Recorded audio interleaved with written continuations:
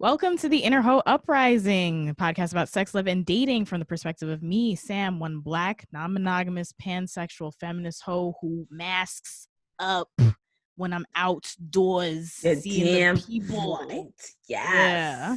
Yes. And my pronouns are she as well as her. And I, Rob, one agender wow. I wrote it down in everything. Feminist. It's a portmanteau. Rob, one agender firefighting feminist with a fat tay, pronouns they, them, and dad day. That's the new Peter Piper picked a pepper. Firefighting feminist fatty. You're just a fucking tongue twister, my nigga. I'm a feminist with a fratty.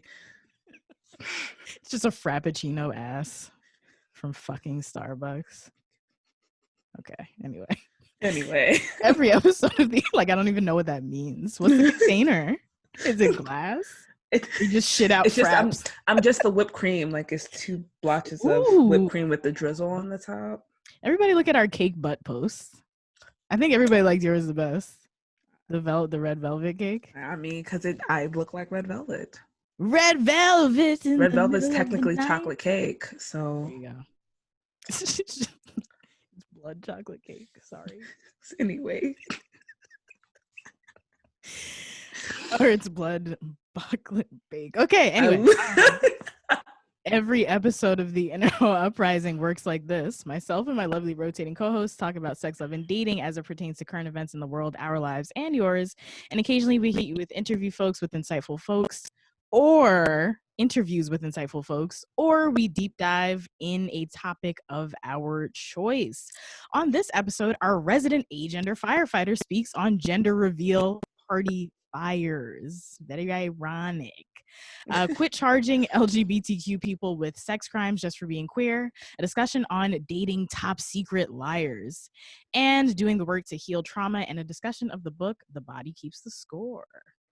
And if you would like to follow along with the conversation had on this podcast on social media, you can do so by using the hashtag #InnerHoeUprising so we can see it, and the hashtag #PodIn so other people can see it.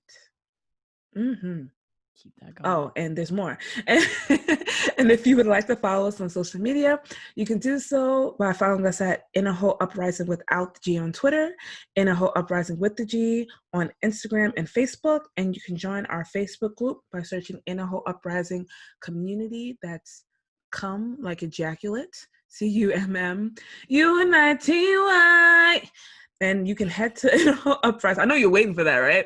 I was dancing already, and then you said come like ejaculate, and then I had to do my ejaculation motion. It all worked out. So it'll all be a dance one day. It was good impromptu. I appreciate it anyway. I took an improv 101 class one time. I know what I'm doing. Yeah, you did.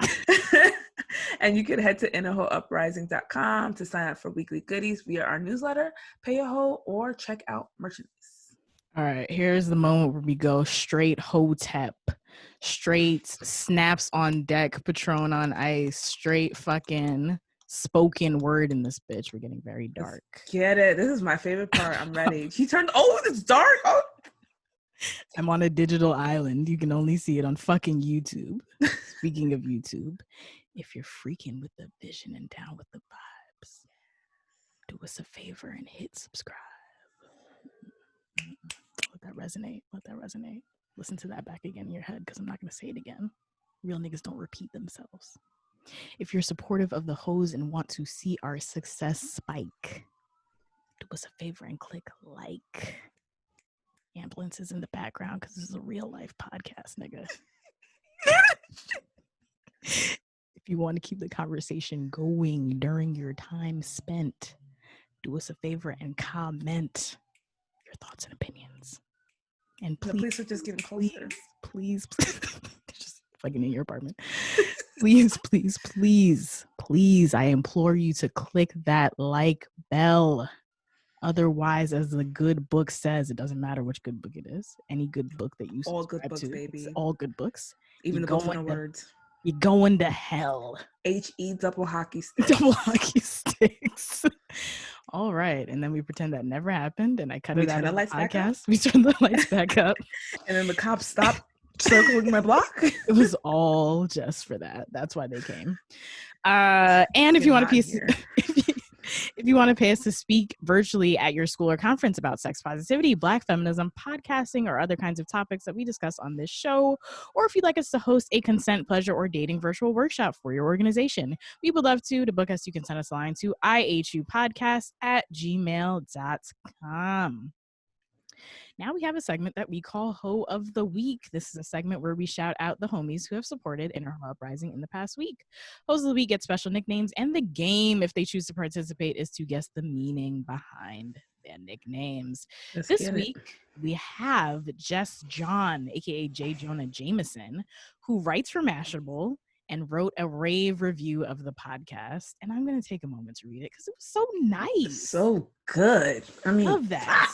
Love that. So it was in the roundup of podcasts about sex and relationships and the like. And it was broken down into what it is and why it's great. So Inner Ho Uprising, what it is. One of, if not the most diverse sex and relationship weekly podcast reclaiming sexual conversations for marginalized identities, orientations, and bodies. Bitch. Just didn't put the bitch, but like, ain't that a bitch? There was a bitch in there. Props where props is due. Lay the roses at our fucking feet. Diverse, Jess is like listening bitch. to this, like, these niggas are like, he's like, I didn't say that. Aggressive with their praise. I didn't say any of that. These bitches are lying. They're diverse liars. They don't deserve roses. No, that was a very nice thing to say. I think I'll read a little bit of the why it's great. Mm-hmm. It's impossible for a panel of hosts to represent the full spectrum of human sexuality in all its infinite forms, orientations, intersections, and preferences. But Inner Ho Uprising gets the closest. Nigga. Just putting all these expletives. But that's what's at the end of that period. Nigga. Many sex and relationship podcasts, while inclusive in subject matter and guests, are still predominantly hosted by white, cis, heterosexual, monogamous women. But it's the explicit mission of Inner Ho Uprising to embed as many different identities and experiences of sex and love into the show's foundation. At the top of each episode, all 4 queer Black hosts, or hoes as they prefer to say, start with an intro on how they identify. I'll skip that part because y'all hear that every week. I hear it all the time. Yeah, you heard it like 5 minutes ago. Everyone can learn something vital through the topics covered, whether it's new relationship energy, hypersexuality, shout out to Rob for producing the fucking hypersexuality episode, fat phobia, ethical non-monogamy, or the impacts of racism on sex and motherhood. The rapport is as hilarious as it is welcoming and well-researched. Yes, nigga. Yes, nigga, we research the fuck out of every goddamn episode, structured around segments like Bae of the Week, Self-Care Tip of the Week, and a listener advice section called Fuck Me and Fuck You. I felt that. Felt good to say. I felt that. It felt good to say all of those words out loud. Thank you very much, Jess. It's like, it's so good that I almost want to share it with my mom. Your mom would accept that. Yeah. Except that agender part. Then we had to go into that. So we're gonna just fart really. I talked to you about this. Something else. You have to fart really loud during that part. It's like, what was that part? She's gonna want to see the print. What am I gonna fart when she's reading that part? It burnt in a fire that I was fighting. It's a magazine. It was in my pocket. I don't know. It's so stupid. It's in my hand. It's in the top of my head. Okay. Well, hopefully one day. Yes. One day. And then because niggas is so goddamn great, we got another review this week. Yes. This review was from Rachel Charlene Lewis, whose nickname I nicknamed "Come On Home to Me, Charlene," like that Anthony Hamilton song. Come on home to me, Charlene. Charlene. Like whenever I think about songs, I have to listen to it, right? So I put that on YouTube, and the top comment was like, "This nigga Anthony Hamilton was like born in a pot of collard greens." It shouldn't be that funny. But that's how country he really is. It emanates. Do you see how he was dressed and like how his beard just didn't connect? And it was like you making a whole popular ass music video and you allowed yourself to struggle. You could have shaved that down. You could just shave the whole thing off. Oh man, so I was like born in a pot of collard. It was just such a specific. I've never heard someone say something like that before. She's not Rachel Collard Greens. There you go. Shout out to Rachel Collard Greens, who writes for Bitch Magazine and also wrote a rave review of the pod. I will read this one as well. In 2015, Inner Hoe Uprising leaped into the sexual health podcast space. It's a witty program hosted by 4 queer Black feminist 20-somethings that offers advice about everything from sex tech and lube to how to achieve multiple orgasms. Inner Hoe Uprising is especially refreshing considering that most sex podcasts are hosted by straight white women. I love how all damn. I like they honest because that be it. That really be it. That's what's on Apple's fucking homepage. Yuck. And these hosts are clearly friends. That's also funny. Woo child. Drag them all through the mud. Listening to this podcast feels like hanging out with your funniest and most sexually open friends, which is honestly what we are. Yeah. Oh, there you go. Oh, you're welcome, world. No. Wow, we will say you're welcome at the same time. We're trash. Uh-oh. Niggas have too high confidence. No, never too high. Too much. Beat us down. So shout out to Rachel Collard Greens for that, and thank you, Bitch Magazine. And then we got Chef Steph, and that's your nickname because it's already a great nickname. So True. Chef Steph hit us up on the Instagram and shout us out in like a story post, and I was like, thank you so much. And they were like, oh, thank you, I want to send you guys like THC infused olive oil. And I was like, thank you, I'll take that. And so I'll be sharing that with everybody but Rob. Wow, you can still share with me. I mean, I'll share it with you. You can just smell it. Niggas have one meal and just then that's it. Use the whole bottle. We're eating olive oil for dinner, guys. That's mad funny. So shout out to Chef Steph, who has very appetizing looking meals on their Instagram, and their is highly flavored. Was it highly flavored? Oh, it has to be highly flavored. There's no way. Steph. Now I gotta look it up. Damn, did I transcribe that wrong? There's no way it could be highly flavored. I mean, it can be. It is favored, but Steph, we think you should make it to flavored. Yeah. Wow. Yeah, definitely. That is flavored. That's a brand. Highly flavored is a brand. Yeah. Yeah. Oh, their whole brand is already highly favored though. So now we're like changed. Well, you can be like highly favored, space highly flavored. Oh. You don't have to pay me. It's fine. Pay me an infused olive oil that I can't eat. Except when I can. There you go. Thank you, Chef Steph. Yeah, thank you, Chef Steph. I'll put Chef Steph's actual ad because I'm sure if you're listening, you're like, what is it? I don't know. Now I'm confused. Yeah, I will put that in the show notes for this episode. Then we got Big Ben. Their real name is Ben H. And Ben H became a patron on Patreon. Thank you, Ben. And now, if you at home or wherever you're listening would like to be a hoe of the week and get a cool nickname, here are some things that you can do. You can leave us a 5-star review on Apple Podcasts. You can feature us in an article you've written or shout us out on social media. These are some non-monetary ways you can support us. We love monetary and non-monetary support. And we understand that in these uncertain times, monetary support is not feasible for many folks. Do not spend your last dollar on us. That is a command. Don't do it.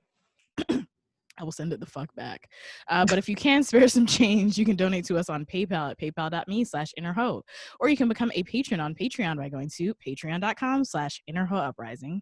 You can also purchase the last t-shirt that we have left because there's only one. You really got one? Yeah.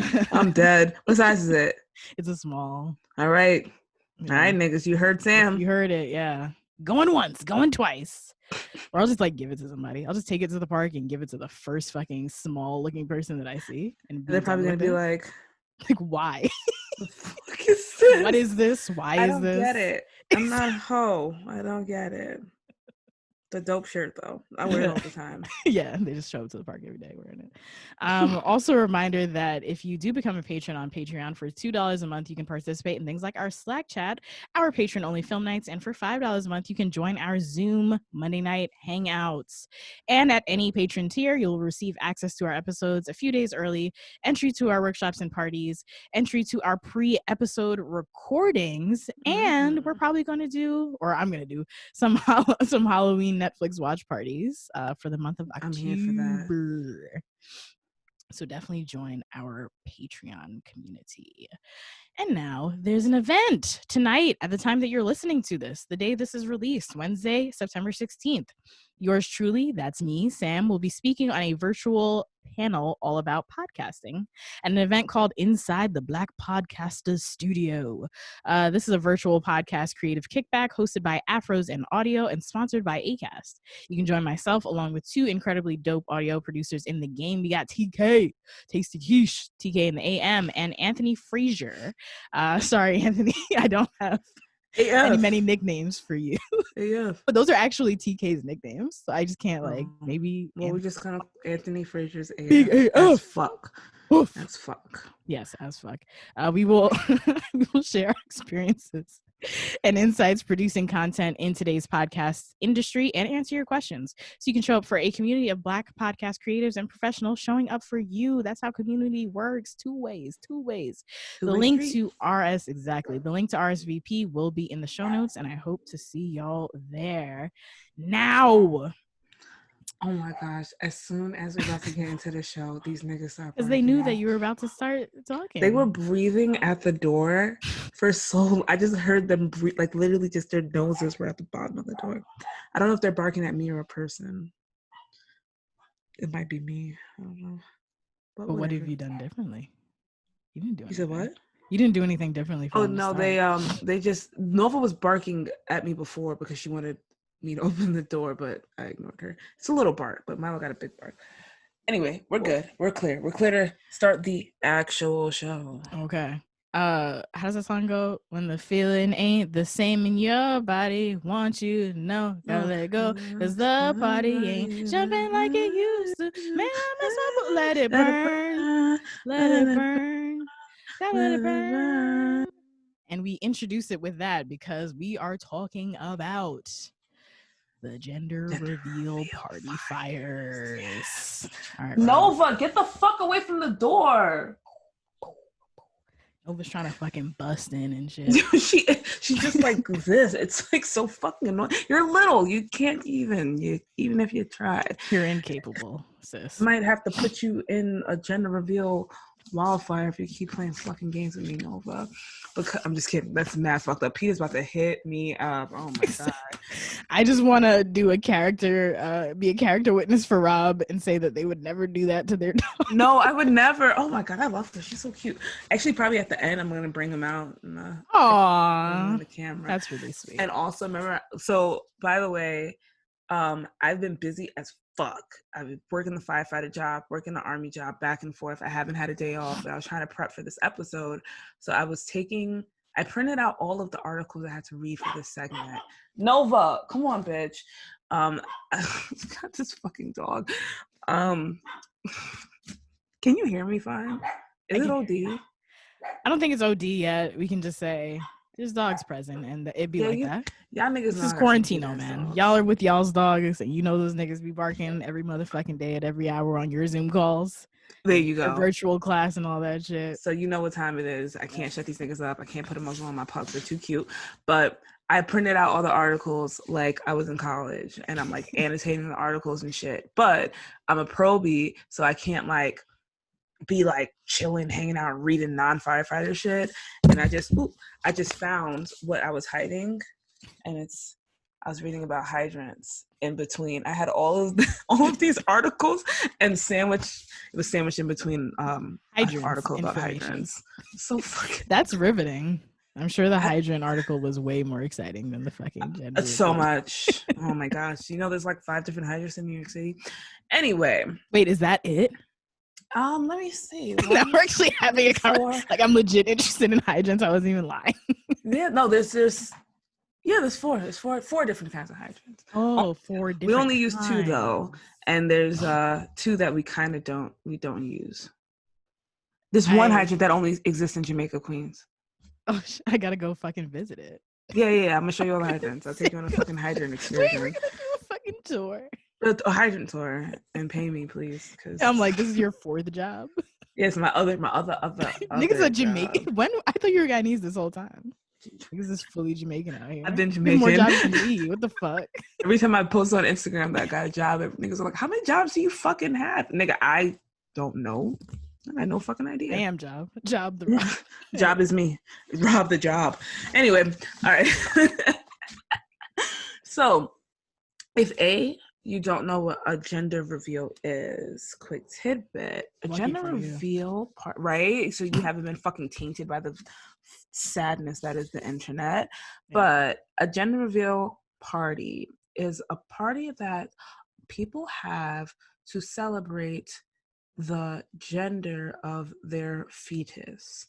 So it is basically the person who is pregnant will go to the OBGYN, get a sonogram. They'll figure out what kind of genitalia this very small fetus has. And then they'll put it in like a envelope, like a sealed envelope or something. Or sometimes they inform the parent, and then the parent will throw a party and surprise everybody, or sometimes they surprise themselves, right? Does that make sense? You following? Oh, it makes sense. I just hate it. That's why. Okay, because you're like squinting. No, like, I'm just disgusted. Why wilding right now? No, okay, it makes perfect sense. So the way that the gender is revealed, it is by the colors, pink and blue.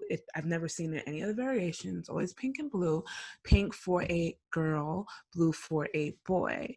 And it can range from something as simple as hitting a piñata and blue candy or blue confetti or pink candy, pink confetti coming out, or cutting a cake and then the inside of the cake is blue or the inside of the cake is pink. And it's like, oh my God, I'm having a girl. What? And they have a party. But it can also get as bad as shooting a target that is filled with explosives in order to make pink or purple. You just combine them shits. That's me. I'm a purple fucking smoke colored baby. Pink or blue smoke come out, or rigging your exhaust on your vehicle to have pink or blue smoke, or pink or blue. Yes, it gets bad. Pink or blue fireworks, pink or blue smoke bombs. It ranges or from blue like fucking atomic pink or blue atom bombs. You do it on a fucking small country in the fucking Pacific Ocean. A pink or blue nuclear bomb dropped on their own home. Pink or blue fucking sarin gas. Oh my God. Sorry. It's Agent Orange. No, it's Agent Pink or Agent Blue. You died trying to find out the gender of your Ooh, baby. Child. So hold on, let me look through all of my fucking notes. This is so weird. This is what you guys to literally know. I was writing. This is the research. This is what fucking Jonah Jameson was talking about. In the meantime, while you're looking for your notes, I want to say that I saw one where, oh my God, it was like a fucking, like a big ass blow up baby came out or something like that. And I believe that blow up baby had a dick, which was weird. And it was just like chasing. It was just a really strange thing to watch. That was when the first fire was when I was like, I never liked these, but I was like, this needs to stop. This is extreme. I thought about like, well, I couldn't because I was at work, but I wanted to like see what I could find on YouTube. But then I knew that there were some videos that were just actually pretty sad. So I'll get to that too. Yeah. So, but let me just give you a quick origin. The person who popularized, maybe even created kind of in a way, the gender reveal party, her name is Jenna Myers Carvundis. Okay. That's what it looks like on paper. That's what I'm going to say.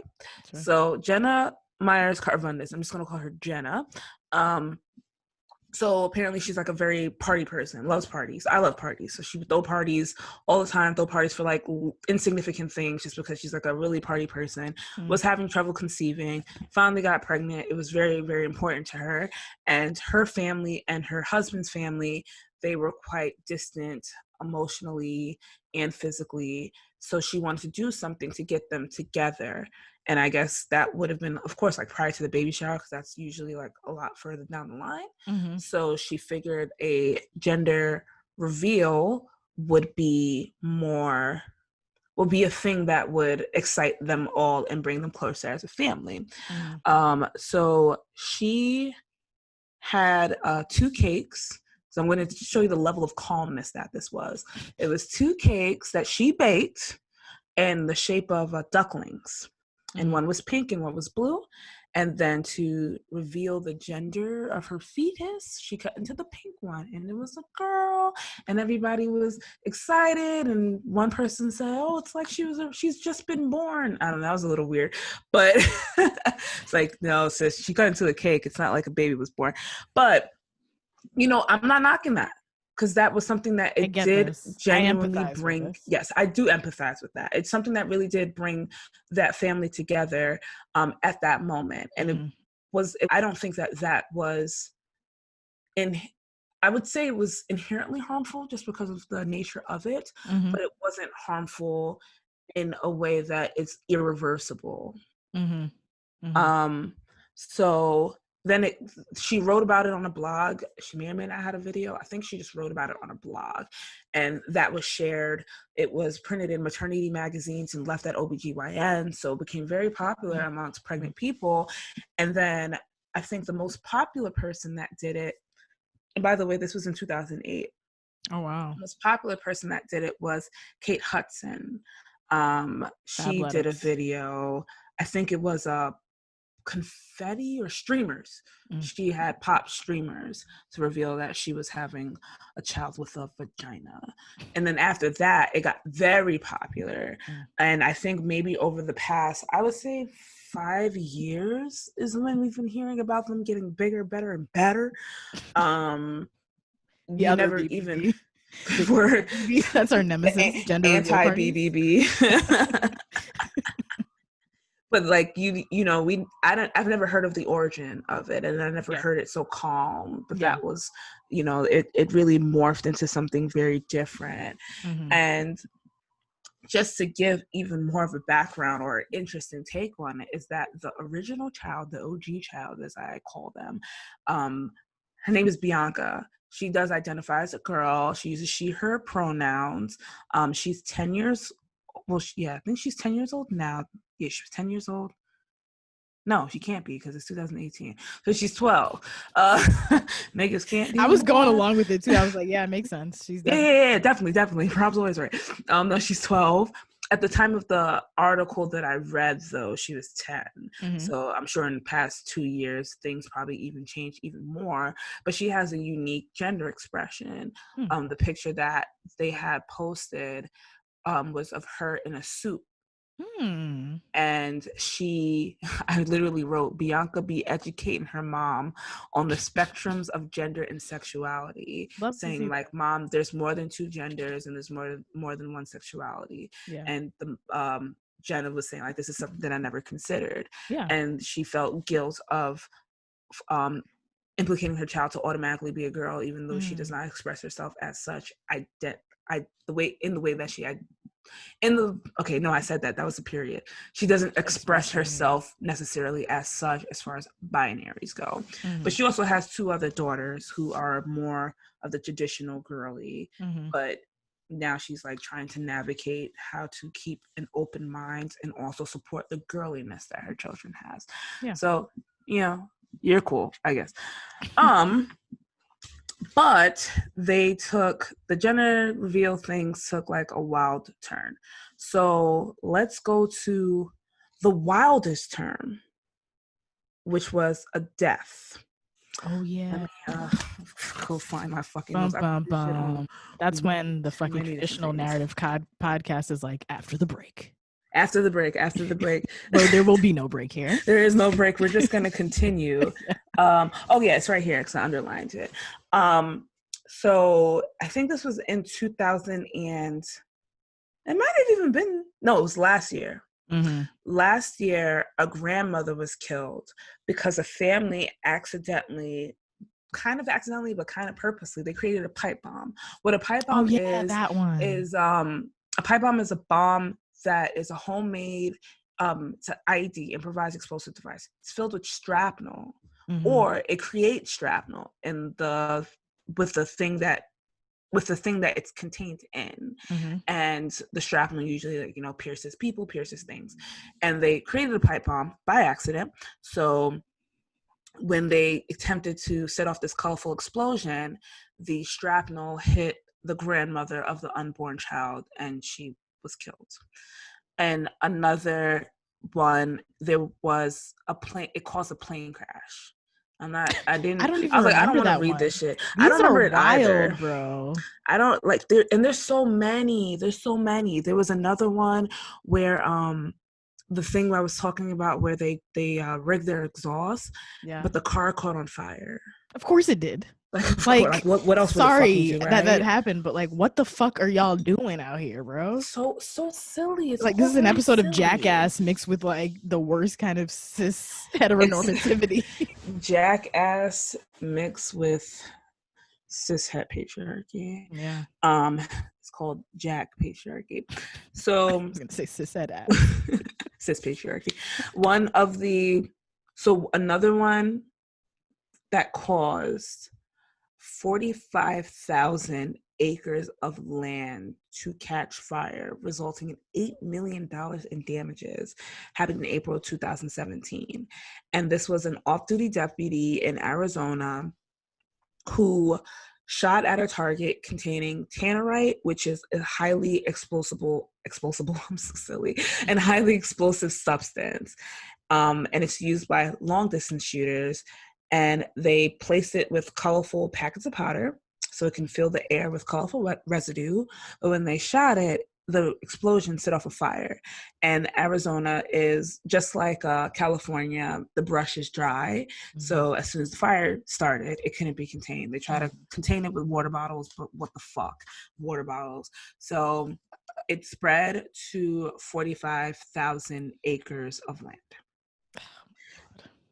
So fucking sad. So that was 2017. 3 years ago.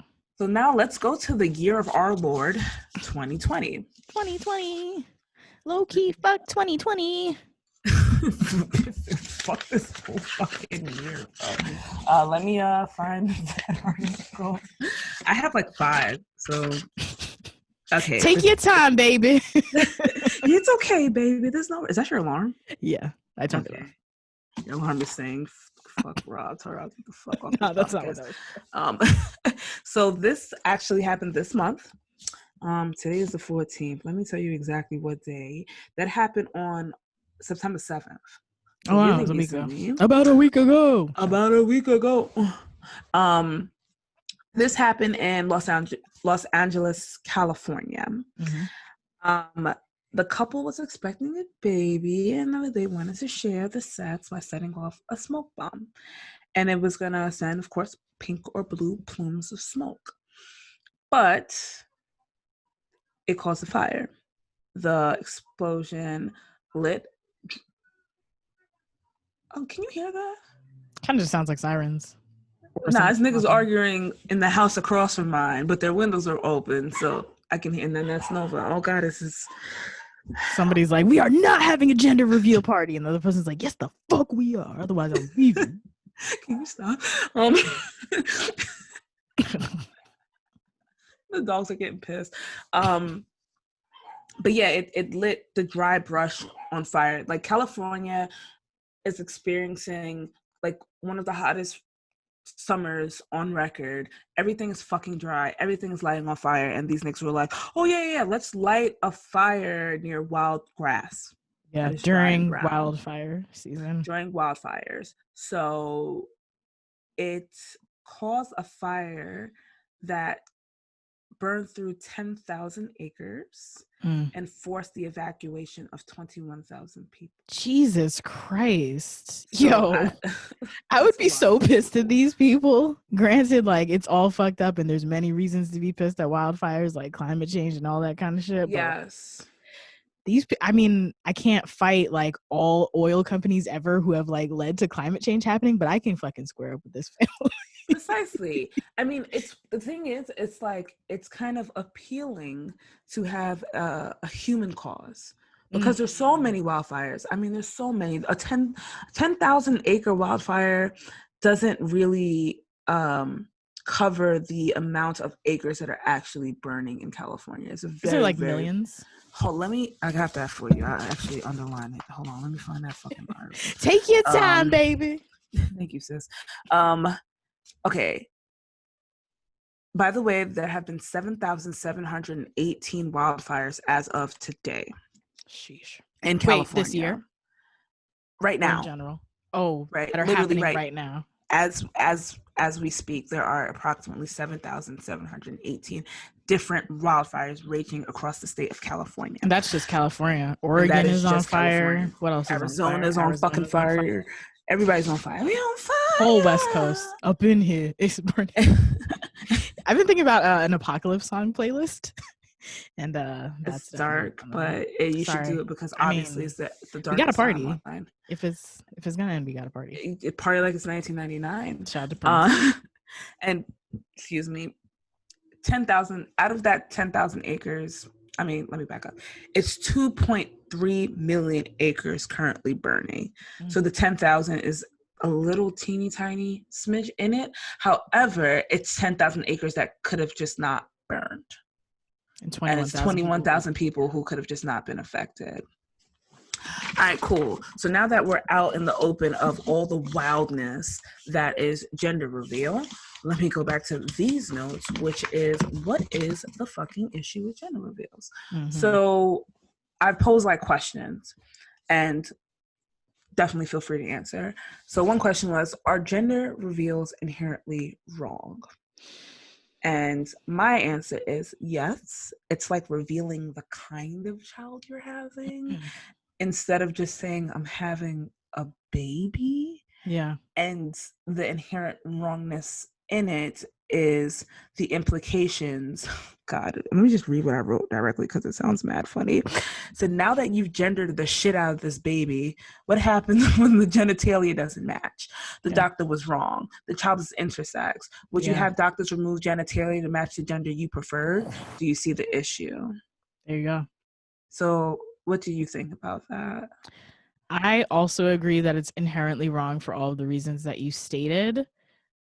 Also, I think that the world is not actually black and white. And so while I wouldn't have a gender reveal party, I don't even remember what the fuck I was listening to. It could have been her podcast. It could have been her on somebody else's podcast. It could have been her YouTube channel. It could have been that live show y'all did. But Diamond from Marsha's Plate was just talking about gender reveal parties, not just as in it happened yesterday or something like that, but she was speaking about them, and I believe she said that she would have one, and Diamond herself is trans.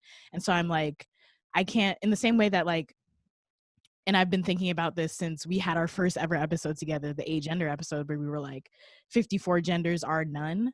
I am personally, because I've seen what the concept of gender, quote unquote, has done to society, I'm personally drawn to a genderless society, or gender is not a concept that really matters society. But in saying that, I'm kind of taking that away from trans people who want to identify with a particular gender.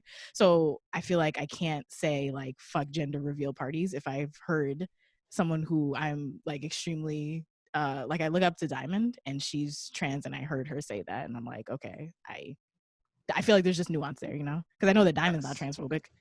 Yes. I don't think that gender reveal parties are, I mean, I do think inherently they are transphobic. Yeah. But I don't think that they are inherently evil or inherently harmful. Being wrong doesn't mean that it's necessarily harmful. It can be harmful and it can be evil, but it can also be innocent, like Jonah and her original gender reveal, which was very innocent. And it wasn't necessarily harmful in a way that finding out the assigned gender at a regular ultrasound appointment and proceeding as such and just doing the regular things that you would do if you had a girl or a boy, that's the same kind of harm that her gender reveal had. You know what I mean? Like it wasn't something like extreme. And the other one was, I think there was a couple of videos. There's probably several of videos or hundreds of videos, but I remember these two specific videos, but I can just tell you about one because the other one's almost the same. Mm-hmm. There was a gender reveal party. This was a Black couple. I remember this. And I think the other one might have been like a Latinx couple. But when the color or whatever reveal they had, when it went off and it was revealed that the person was having a girl, the father was pissed, visibly upset. Yeah. One, like, I think, like, stormed away, like, mid fucking celebration. The other one was just, like, visibly upset. Yeah. And besides the fact that, A, that's fucking weird, B, it tells me that you are already placing stereotypes on your child, and that's why you're so mad, because now you think you're going to raise some, I mean, you are, but you're mad that you're going to raise a child with a vagina that will eventually be sexually active, or you're mad that you're going to raise a child who will be sexualized, or it's basically you putting everything that you feel about women onto your child and mad that you have to deal with that at some point, and knowing that you don't know how to deal with it. And that in itself is very wrong. It's super problematic. And also it pains me to think that nothing goes away on the internet, and one day this child is going to see that video and say, why was my father so fucking mad that I was just I was me being born the way that I fucking am, bro. I wasn't even a thing. You were a large collection of cells, bro. Literally 3 months, you could still get sucked out at that point. Like, it's really not, that wasn't fair. Yeah. And gender reveals, they implicate that kind of harm, which is assigning all the stereotypes inherited in a gender before a child is even a child, before a baby is even a baby. You're given this thing that has no heartbeat, that has no brain, that just kind of has a penis, kind of has a vagina. You're still not 100% sure, and you're saying, like, this is it, and I already don't fucking like it. Yeah. What do you think about that? I agree with everything that you said. I think you said that in a very all-encapsulating, nuanced way. I also saw one that was the mom being mad. It was a Black mother, and this actually adds like a weirder level on top of what you're saying, in that whoever organized the gender reveal party for her tricked her. So they had it as like pink sparkles, like she was having a girl, and she went off. She was so fucking mad. She was like crying, cursing, and all this kind of shit. And then they did a double reveal, and it was like, oh no, you're actually having a boy. Here's the blue. And she was like crying, and it's just like, she's crying because she felt silly. No, she was crying because she was happy that she was having a boy. Oh, that's gross. Nobody in that situation, as far as I know, and that's, I guess, just the cameraman, the people who were on camera, and her, questioned that any of this was very fucking weird. And nobody was like, bitch, you was just crying because you was about to have another kind of baby, right? Another and, like, brand. This is like, because I think like maybe someone who's like opposing what we're saying could say something along the lines of, oh, it's not, other than those two dads, the whole point is not whether you're happy or not at a particular gender. It's just a celebration of the gender regardless. But everybody in her fucking life knew that she wanted a boy child, whatever that means, and that she would be that pissed if she saw that the color was pink and she was having a girl child. Which is like, and instead of being like, hey man, like, you're having a fucking kid, like, you're bringing a life into this world, like, you better love that baby regardless. They were like, no, we're actually gonna play on the fact that she doesn't want a girl child and that she's probably fucking misogynistic and has internalized misogyny, and like make a joke out of it, because you don't prank somebody with something that you don't think that they're gonna like not care about. So that's really fucking weird. But that whole thing, that's very weird. It's so weird. It's like, it's a baby. Let the baby just come out the coochie and just be a baby. I mean, but babies are like not babies, because even after babies are born, like, oh, little man, you're gonna be a killer. You're gonna get at him one day. Look at this. We gotta get the shotgun for her. Yeah, people are just fucking weird, which is interesting when it comes to what our next story is gonna be. Continue. Yes. It's very fucking weird. I know that especially with girls and their mothers, it's like, I've always wanted a girl. And the the rest of the senses is so I can raise them in the way that I was raised or the ways that I wanted to be raised. And a lot of the things that I read is like, oh, so we can do this and we can do that. Like we can do these girly things, like do our nails and have spa dates and go here. And I just want to buy them all pink and all princesses. And these are things that I've literally read verbatim, and people saying, I don't see the issue with that. And it's like, you like find friends. Find a group of fucking friends. You don't need to have a baby to do that stuff, and that's fucking weird. And then you're gonna set yourself up for disappointment when your child don't want to do that shit. I didn't want to do that shit. I wanted to paint my nails, but I didn't want to go and do that shit with my mom. I wanted to do it in my room, and then I want to hang out with my mom and do girly things. Like that wasn't my thing. I wanted to hang out with my father, but my mother wasn't disappointed. She didn't give a fuck. But you'd be disappointed if you built this all up in your head that I'm going to have, it's going to be, this bitch about to be my bestest friend coming out this coochie. And she's like, this is not the things that I'm into. And then what? You're going to resent your fucking child? If that is like, just like, why not just have a child and experience what just having a child is like and being a parent is like and going with the flow. And I know that we are in America, we are in a very binary society, and saying that is way more simple to just say than to actually do, because this is hundreds and hundreds and hundreds of years that you'd have to unlearn. And I do understand that, and I empathize with that. And that's why it's not like, yo, I haven't literally said, yo, fuck gender reveal parties, because I understand how important it can be to people. However, it's like, have we ever discussed an alternative?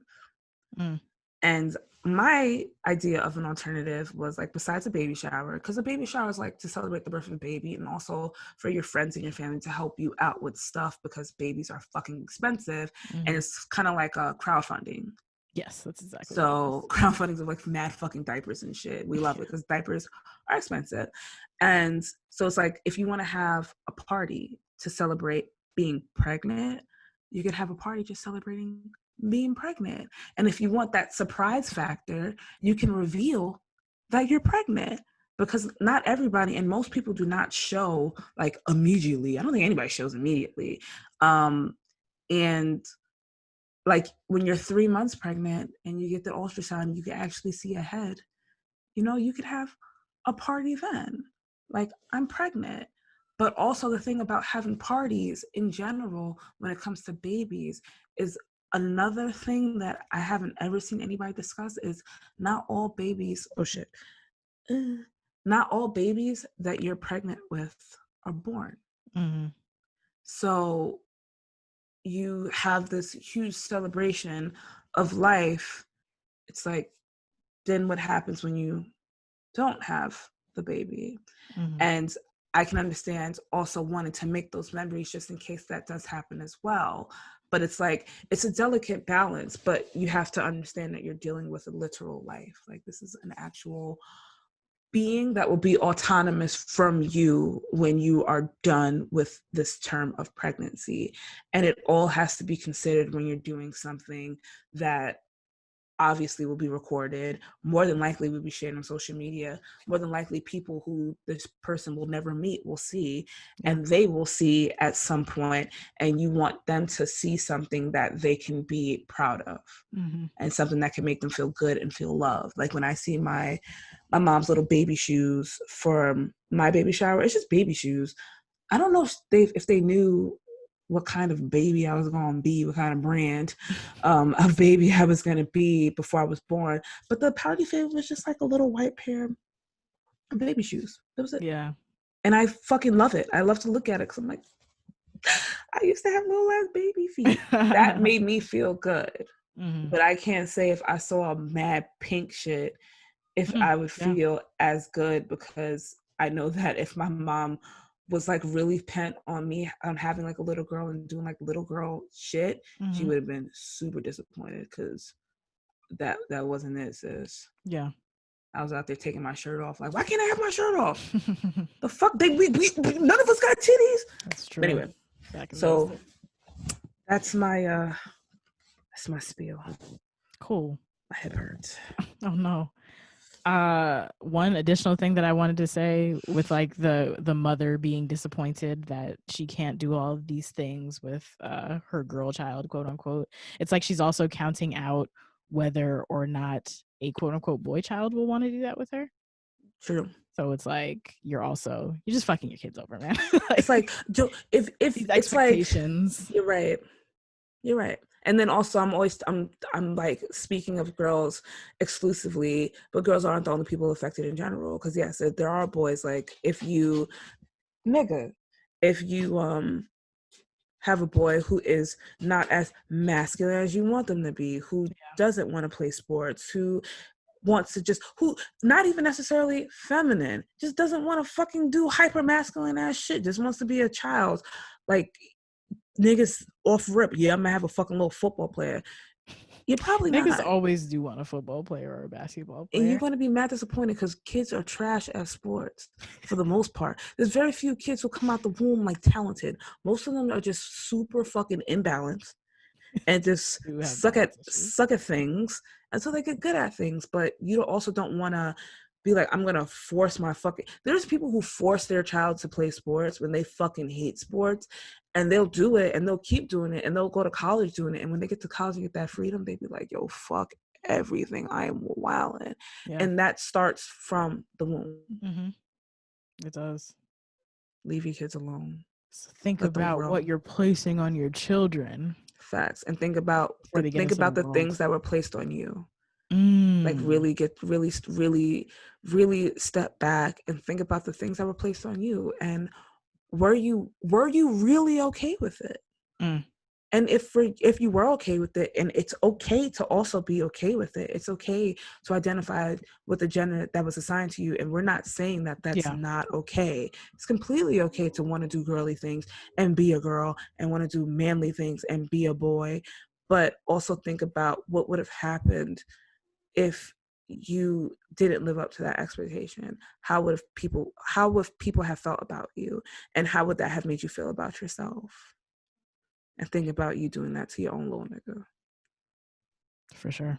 I wouldn't have a gender reveal. I want to have, like, even if I find out what kind of genitalia my child has, just so, I don't know, I could be prepared for certain things, like me having my chronic vagina issues and having a child who might fucking inherit that, and me just thinking about what can I do from, my child being young, and what can I teach them or whatever, and having that train of thought just specific to genitalia and the way that they will present in the world. That might be something I want to think about, because it's going to happen. But when I have a baby shower, none of y'all niggas want to know what kind of baby I'm having, what brand of baby I'm having. And I really is in between your baby's legs? Because that's what people are gonna ask. I'm gonna put down the shit for the baby shower, and then people are gonna say, "Well, what is it? What kind of?" Now I want you to figure it out. I really want to see what happens. I want to see all the different colors of shit. You gotta be very, very, very scientific about it. Like, this is their genitalia.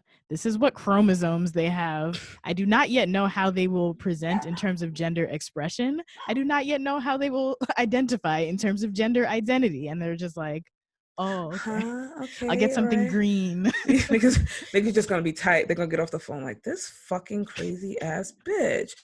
Like, no, you're going to ask me what kind of baby I'm having. I'm having a baby that's going to be small. I'm having a small human. Its head is going to be a little bit squishy in the middle. Just a little bit squishy. We're going to try not to touch that spot because it might stay that way. But I'm having a baby. So buy me baby things. Yeah. And if you really get caught up on the color, I don't give a fuck. Yeah. Because all babies look the same for mad long. You can't tell what the fuck brand baby that be popping out, because they all look the same. Yeah. For years. You can't even. There's some teenagers where I remember that video of little Bow Wow where they're like, oh man, she's so cute. She's so cute. Somebody was like, as a boy, my nigga. Yeah. Because how many little girls just, I mean, just because you got a coochie don't mean you suddenly gonna have titties. Gender is gender is like bullshit though. Like, if I dressed like a boy when I was 14, people would have thought that I was a boy.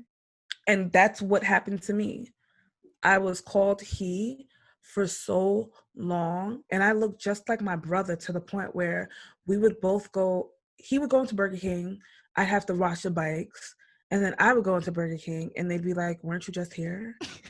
And I'm like, huh? My brother's 2 years older than me. And I'm like, what the fuck do you mean? Was I just here, bitch? I just got like, but that was how much I looked like my brother. Mm-hmm. And I dressed like my brother. I wore my brother's clothes. But I never identified as a boy. Mm-hmm. And society placed that on me because I was masculine presenting. And that had a lot of implications on me. Just my way of navigating through the world, because I didn't blossom until I was like in my fucking 20s. Mm-hmm.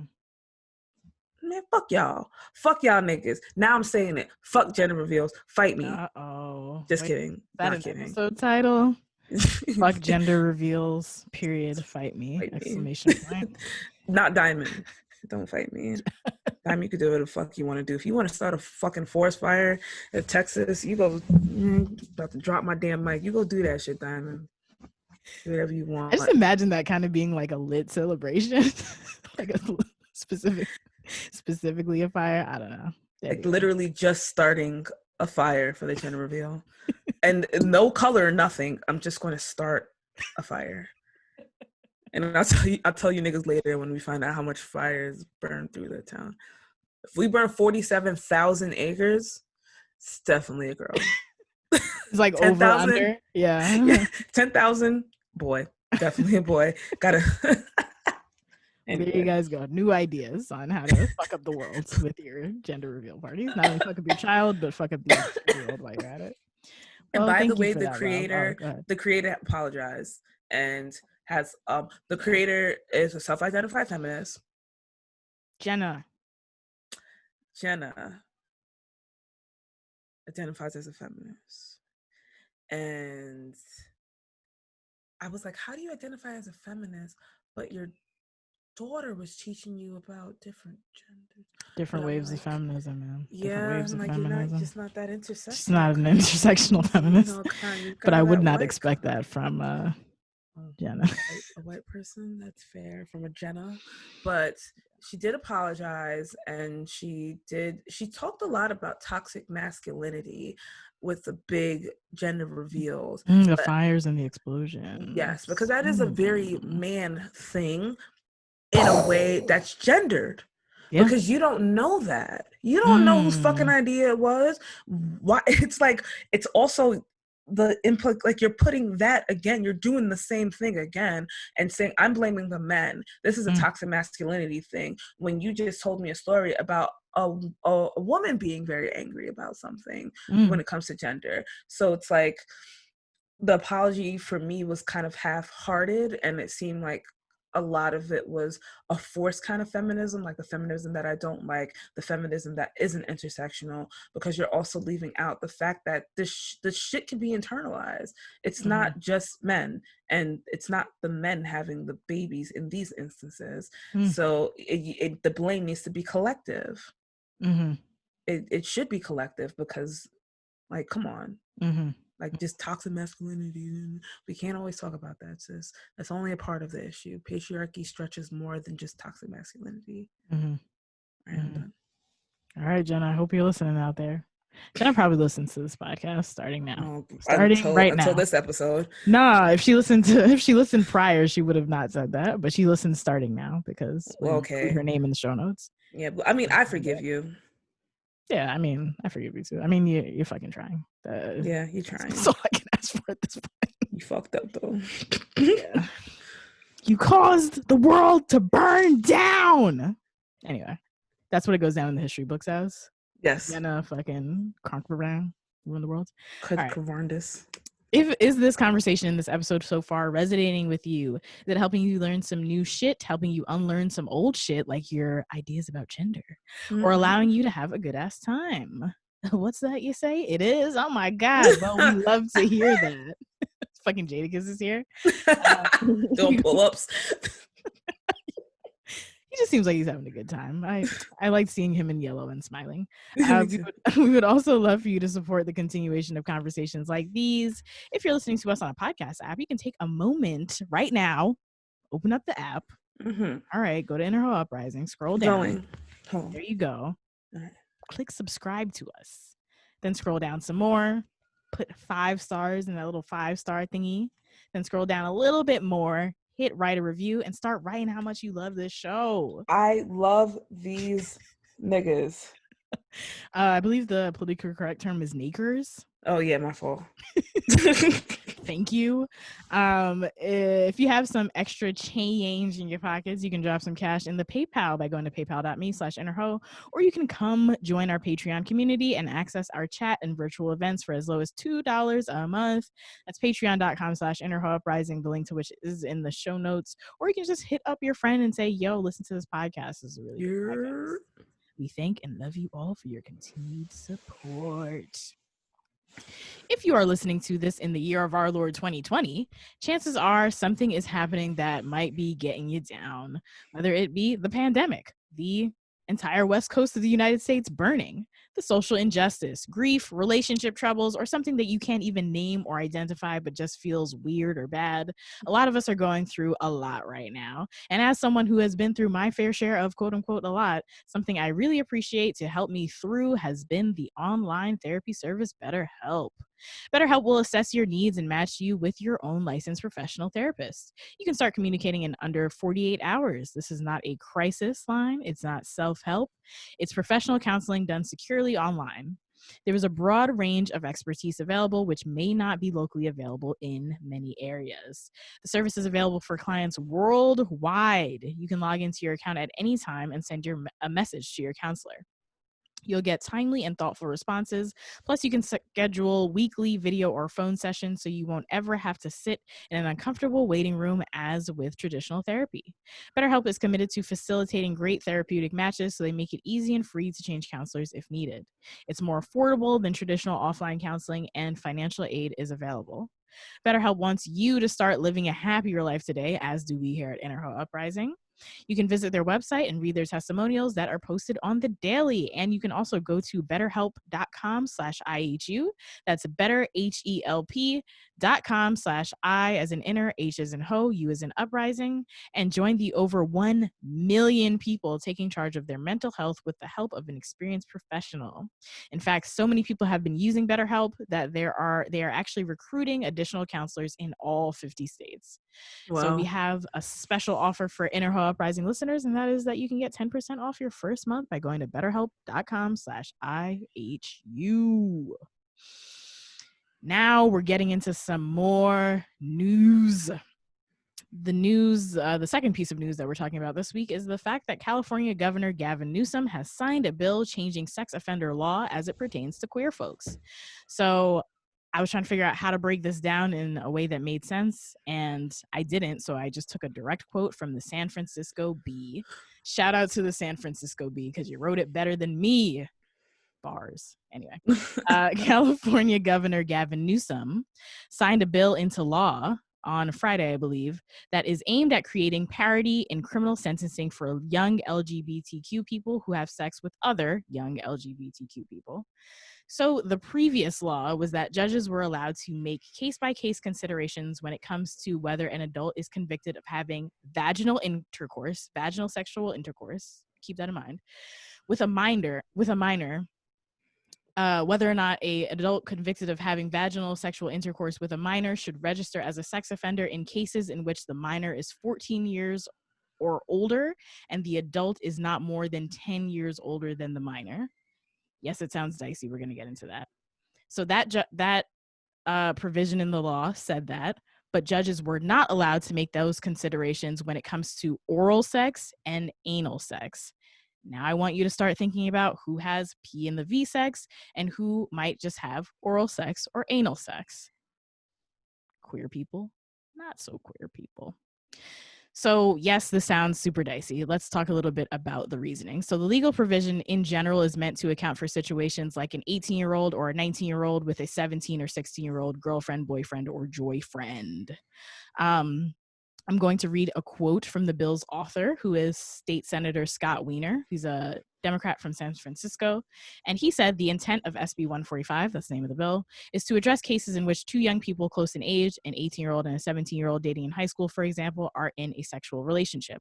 The 18-year-old can still be convicted of a sex offense if it indeed is, as interpreted by the judge. He didn't say that. That was my little interjection. But should not automatically be registered as a sex offender, a lifelong designation that is an impediment to finding employment, a place to live, or other necessities in life. So yeah, it is inherently, the way that this bill has been in existence since 1944 is inherently discriminating against queer people. So a cishet couple close in age would be granted the consideration for the 18-year-old, for example, to not be registered as a sex offender, while a queer couple would not be granted that same consideration.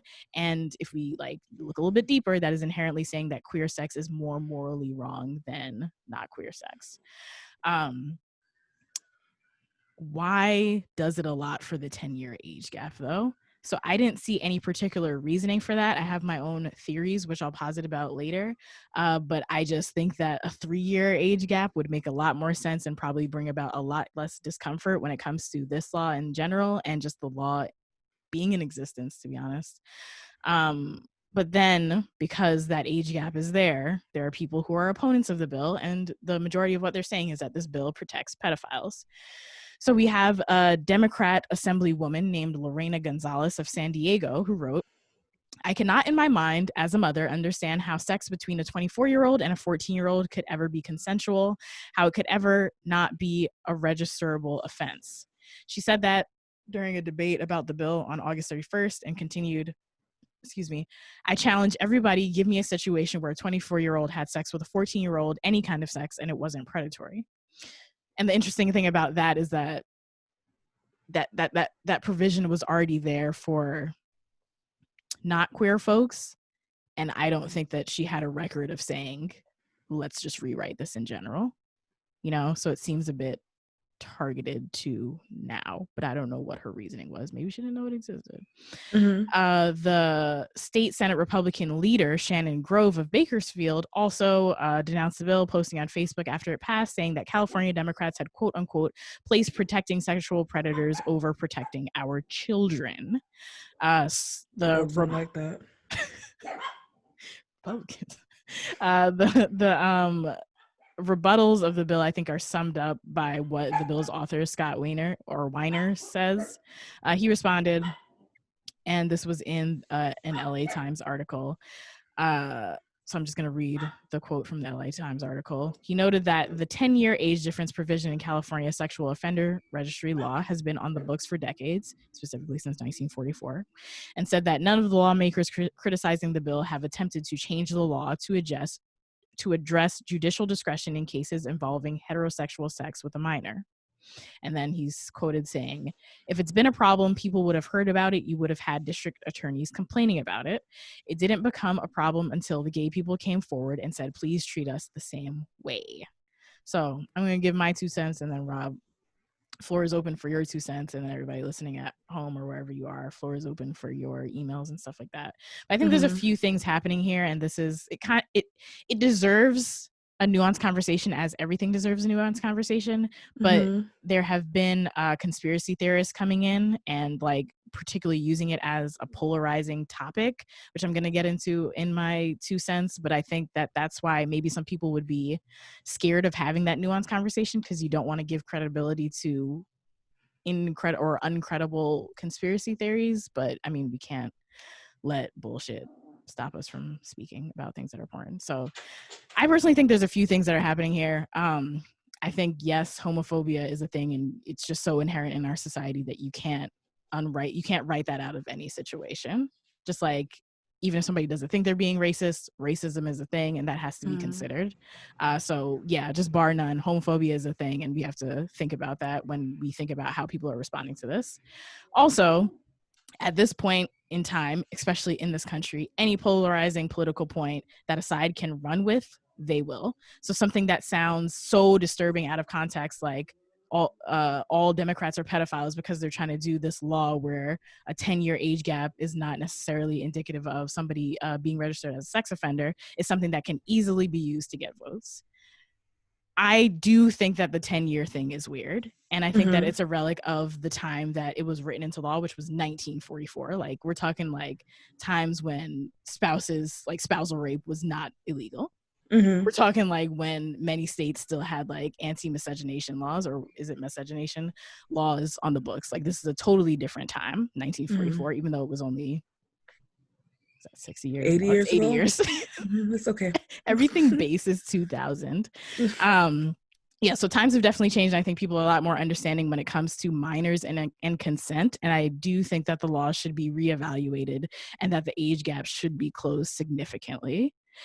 From a legal perspective and from a perspective of law writing and how tedious that is and how you have to get multiple people to pass it and things like that, I could potentially see that being like something that they didn't want to do in terms of bureaucracy if judges are actually upholding it in a way that is morally sound today. So if a judge was like literally like the 24, 14-year-old thing and didn't make the 24-year-old be registered as a sex offender, I think probably people would be a lot more vocal about the law. And my hunch, and I'm not sure if you are astute in like illegal dealings in LA, let me know, but my hunch is that these egregious cases aren't happening. So that's why they're not trying to rewrite something that was written in 1944. But I think just as like a society that wants to protect young people at some point, like change that shit because it sounds weird. What do you think? So just so to make sure that I understood, I can't front, I did not have time to read this article. That's fine. So what I'm gathering is that before there was, oh my God, this fucking dog. Before it was between age gap of 14 and 24, if they were having vaginal sex, that there would be consideration of whether or not they wanted to make the older person, a sex offender. Yeah. If it was anything older than that, that it was an automatic sex offender. Yeah, exactly. And it's not necessarily 14 to 24. It's a 10-year age gap starting at 14 and 10 years older. So 16 and 26, for example, or 17 and 27. Yeah. Okay, got you. So 10-year age gap in general, that starts at 14, the age of 14. Exactly. Anything, if you're younger than 14, then automatically sex offender. Exactly. Okay, cool. And then now they want to remove the consideration from people who have other than vaginal sex. Yep. So that they would automatically be considered a sex offender if they had oral or anal sex. That's the way it was previously before this law was signed, yeah. Oh, that's the way it was? Yeah, before this law was signed. Okay. So prior to this bill being signed on Friday, if you were a 16-year-old who had sex with a 18-year-old, then the 18 and you had anal sex, the 18-year-old would automatically be registered as a sex offender. Whereas if a 16-year-old and an 18-year-old had vaginal penetrative sex, then the 18-year-old would at least get the consideration of the judge to find out whether or not the judge deems it a sexual offense that has to be on your record for your entire life. And now that the bill is signed, there's consideration for oral sex and anal sex, yeah. And now also vaginal sex, because that has existed since 1944. Okay. So I understand. I do understand. And my idea is yes, the 10-year gap is significant. I agree to an extent of when the Assemblywoman Gonzalez said, like, I can't fathom how a 24-year-old and a 14-year-old could ever have consensual sex. I agree with that, yeah. No matter how the sex is had. That is very true.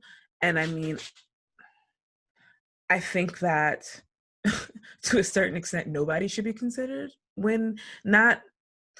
I would say that I would want there to be a thought process in at what age can you say that this person is aware of the moral wrong that they're doing? Which person? The person who's having sex with the younger person. Okay. Like at the age of 18 and you having sex with a 16-year-old, like, is that an age that you can say that this person understands that is morally wrong? I don't even think that that's morally wrong. No, I don't. But I'm saying that's like, where's the cutoff? Oh, right? For understanding. Okay. Yes, where's the cutoff? Because when you have that super long, like 10 years, that's a very long time. And when you're 24, yeah, you definitely should have an understanding that having sex with somebody who's 14, 16, 18 is morally wrong. So that's why in my head, at like 3 was not really an arbitrary number for me. Like I put some thought into that. I just think that in terms of like minor and adults, I don't think someone 17 should be having sex with anybody older than the age of 20. I agree. And that because is like there's where, just like having been those ages and still remembering being those ages, there's just a stark difference that happens.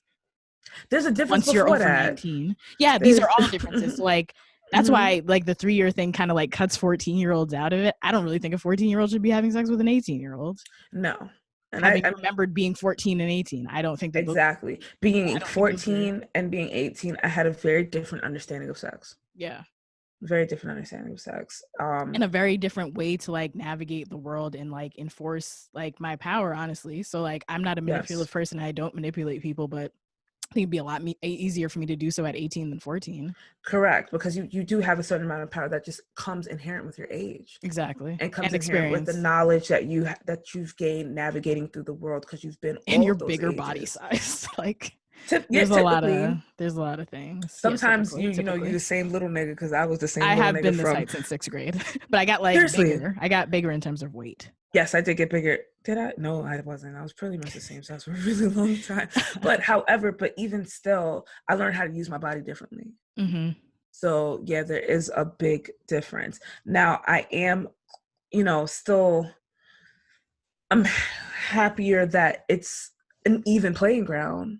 Right. As far as that goes, then you automatically giving a queer person, a person having a different kind of sex, automatically giving them the sex offender status and not allowing the same automatic to happen to somebody having a more normalized sexual act. So it's like, in that sense, like, yeah, you did a partial good thing, but also it's like, just like you said, it's dated. The whole law in general is dated. And it's like, okay, cool. Now you're not discriminating, but you're still allowing people to be put in a position of danger because you have 24-year-olds that you're considering. Maybe they're not a sexual predator having sex with a 14-year-old. Yeah, you fucking are. Whether or not that's queer sex or straight sex, any kind of sexual act, any kind of real physical attraction that you're having to a child is predatory. Yeah. And I mean, it just, there is no black and white about that. I mean, that's like a clear cut thing, especially us knowing what we know now, knowing what we know now about development in the brain, knowing what we know now about your is it your hypothalamus? Well, the part in your brain that controls impulses and controls like basically your fucking moral being almost completely developed at the age of 25, and you being that close to that stage and still deciding to make a decision to do something with a child it's still pretty fucking wrong. I think that this is just like a really weird situation where it's like you did a good thing, but you still didn't do a good thing. Like you did an okay thing by not sentencing queer people to solitude and isolation for the rest of their lives, but you didn't do a good thing because you're still not protecting minors, any kind of minor. That's how I feel. Yeah. All right. At home, let us know. These are the tough conversations that need to be had. And if you are like somebody who's well versed in just law in California, I'm just curious to know how this law was breaking down. Like, so if that never happened, like if it was never an egregious case, well, it probably was an egregious case, but let's say like in the past 20 years, that statute hasn't been used in an egregious way, and it was only like 17, 19, blah, blah, blah. I'd be like, okay, I'm not mad at you guys, but like still change it at some point. But if it's like, if people are falling through the cracks, man, you gotta make some moves. You gotta make some moves. Because you do.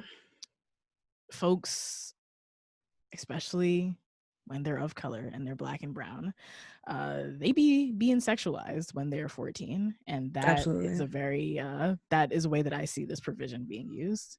She came on to me.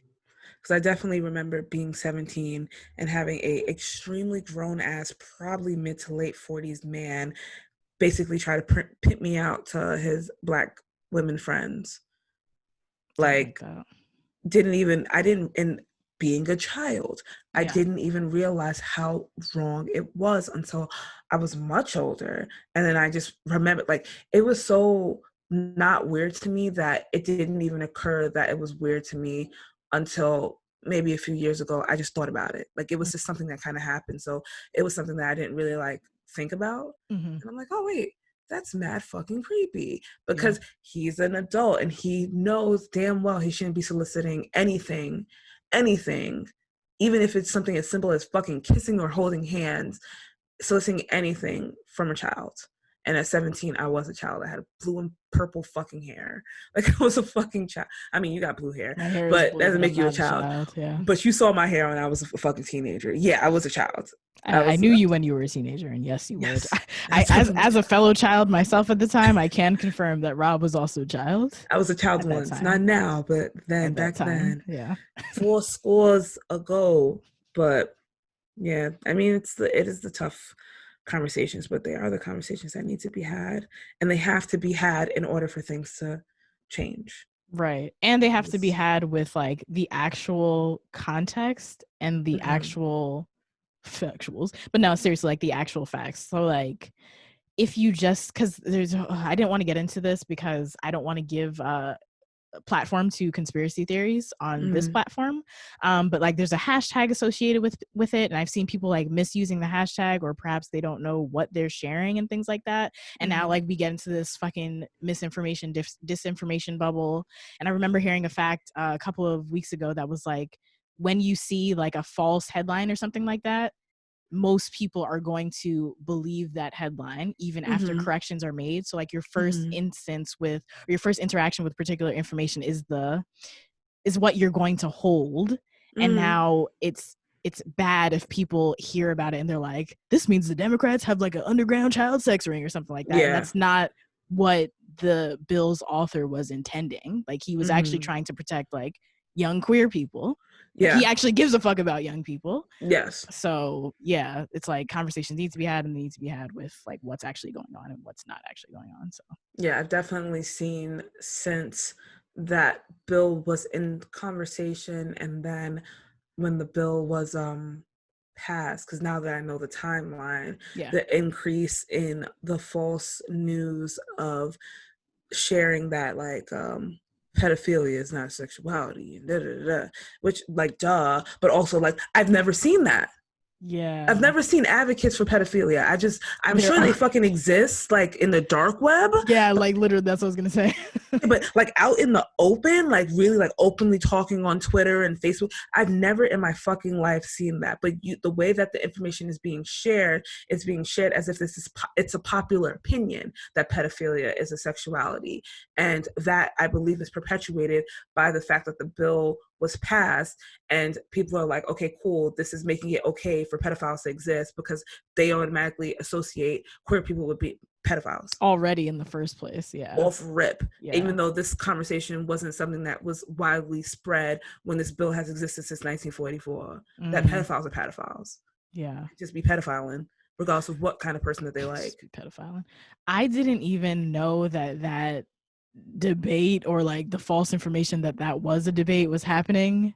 And I'm increasingly more glad that I took a social media break. What'd you say? It's specifically, I see a lot of the things that white people share because of all my army friends being white. So that's not typically something I see black people share, unless it's like an older black person, like a mom or like an aunt or something, you know, the WhatsApp conspiracy train. Shout out to the WhatsApp conspiracy train. You know, that's definitely a certain age group and a certain kind of person, but for the most part of all age groups, it's like, you know, white people just be sharing shit sometimes, and it's like they don't even realize they don't realize what they're saying. And they don't realize where it's coming from. And it's coming from people saying that queer people are pedophiles. That's a thing. Media literacy. I talked about it a lot at the beginning of this year. Go back and listen to those episodes, or just Google what media literacy is. What did you say? Was it parallel reading or? Yeah, parallel reading, when you go from source to source to fact check the source that you're reading. And like, That's one fair. thing that you should be asking yourself whenever you're sharing anything online, even if it's a fucking meme that is like touting information, not just like, oh, the cake is a lie, blah, blah, blah, but like a meme that's touting information, you have to question who made that meme and why. You have to question who wrote that article and why. Yes. Like, question the intentions of where you're getting your information from, because Yes. that's like the root of the information right there. Yes. Like the oh my God, the widespread memes of Jeffrey Epstein didn't kill himself. Mm-hmm. And it's like, I never shared any of that shit. Cause I'm like, you have to think about where that's coming from. Mm-hmm. And you have to think about the implications of you widely sharing that. And what happens when you share that? What happens when that was shared is that people forgot who he was. And people forgot what he was on trial for. The only thing that they knew was that somebody got him killed in jail. And that's something that I have actually seen. Like, I've heard and I've had conversations about this. Like, somebody would say, oh yeah, but you know, Jeffrey Epstein didn't kill himself. And I'm like, who cares? Oh, well, you know, I was like, do you remember like what he was in jail for? Mm-hmm. Like, do you remember? Wait, do they remember though? No. Oh, I actually had to jog his memory. So then he's like, oh shit. That's also like, that's also interesting, because it reminds me of just like, so you should know the intention of the meme, but then you should also know how the intention of the meme changes as things get shared. Because I think the intention of that meme was to more so highlight what he did and the fact that he wasn't doing it in silo. Yes. I don't know how people lost that, but that's not, I'm sad it got that lost because it got popular.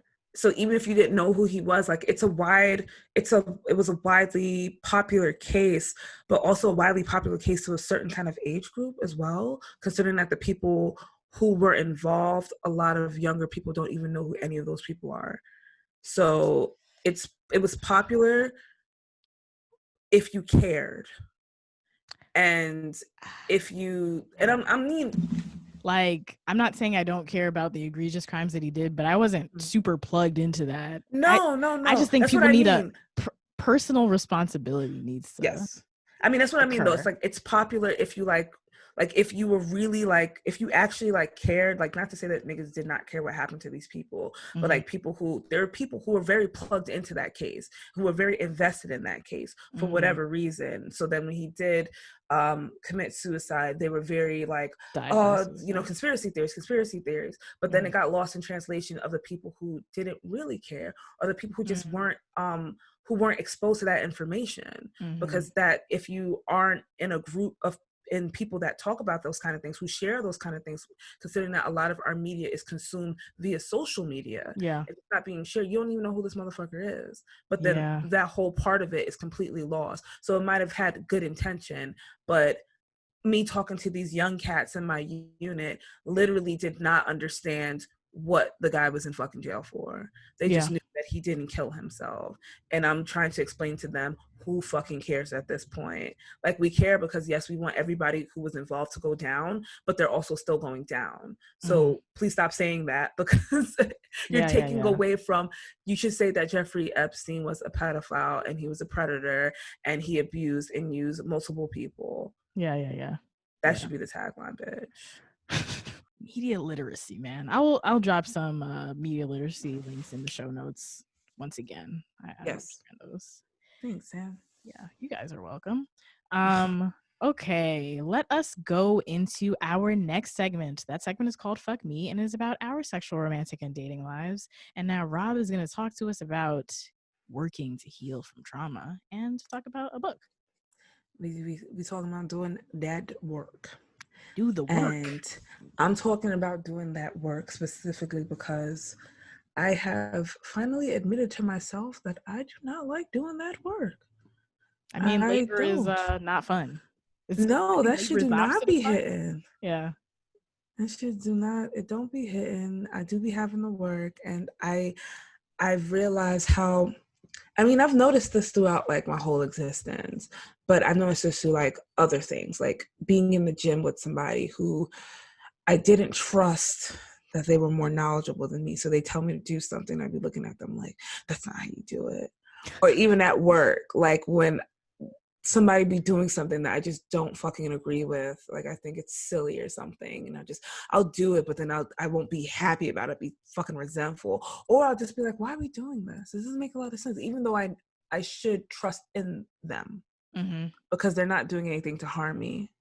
And there's no harm coming out of me, I don't know, cleaning off a table that doesn't really need to be cleaned. There's no harm. It's annoying, but there's no harm in it. But I feel like entitled to just not doing things, even though people are trying to do these things to help me. And then I found myself feeling that same way in therapy. I think a part of it is due to the fact that I'm not seeing my therapist in person. Okay. You know, doing everything via the phone. It definitely is easier doing things on video, but I can't always do that because I'm always on the fucking move. So just talking on the phone, I find sometimes when my therapist tells me to do things that I just don't like it. And that's a part of therapy. I guess. I mean, I think it would be a part of therapy if I would admit it.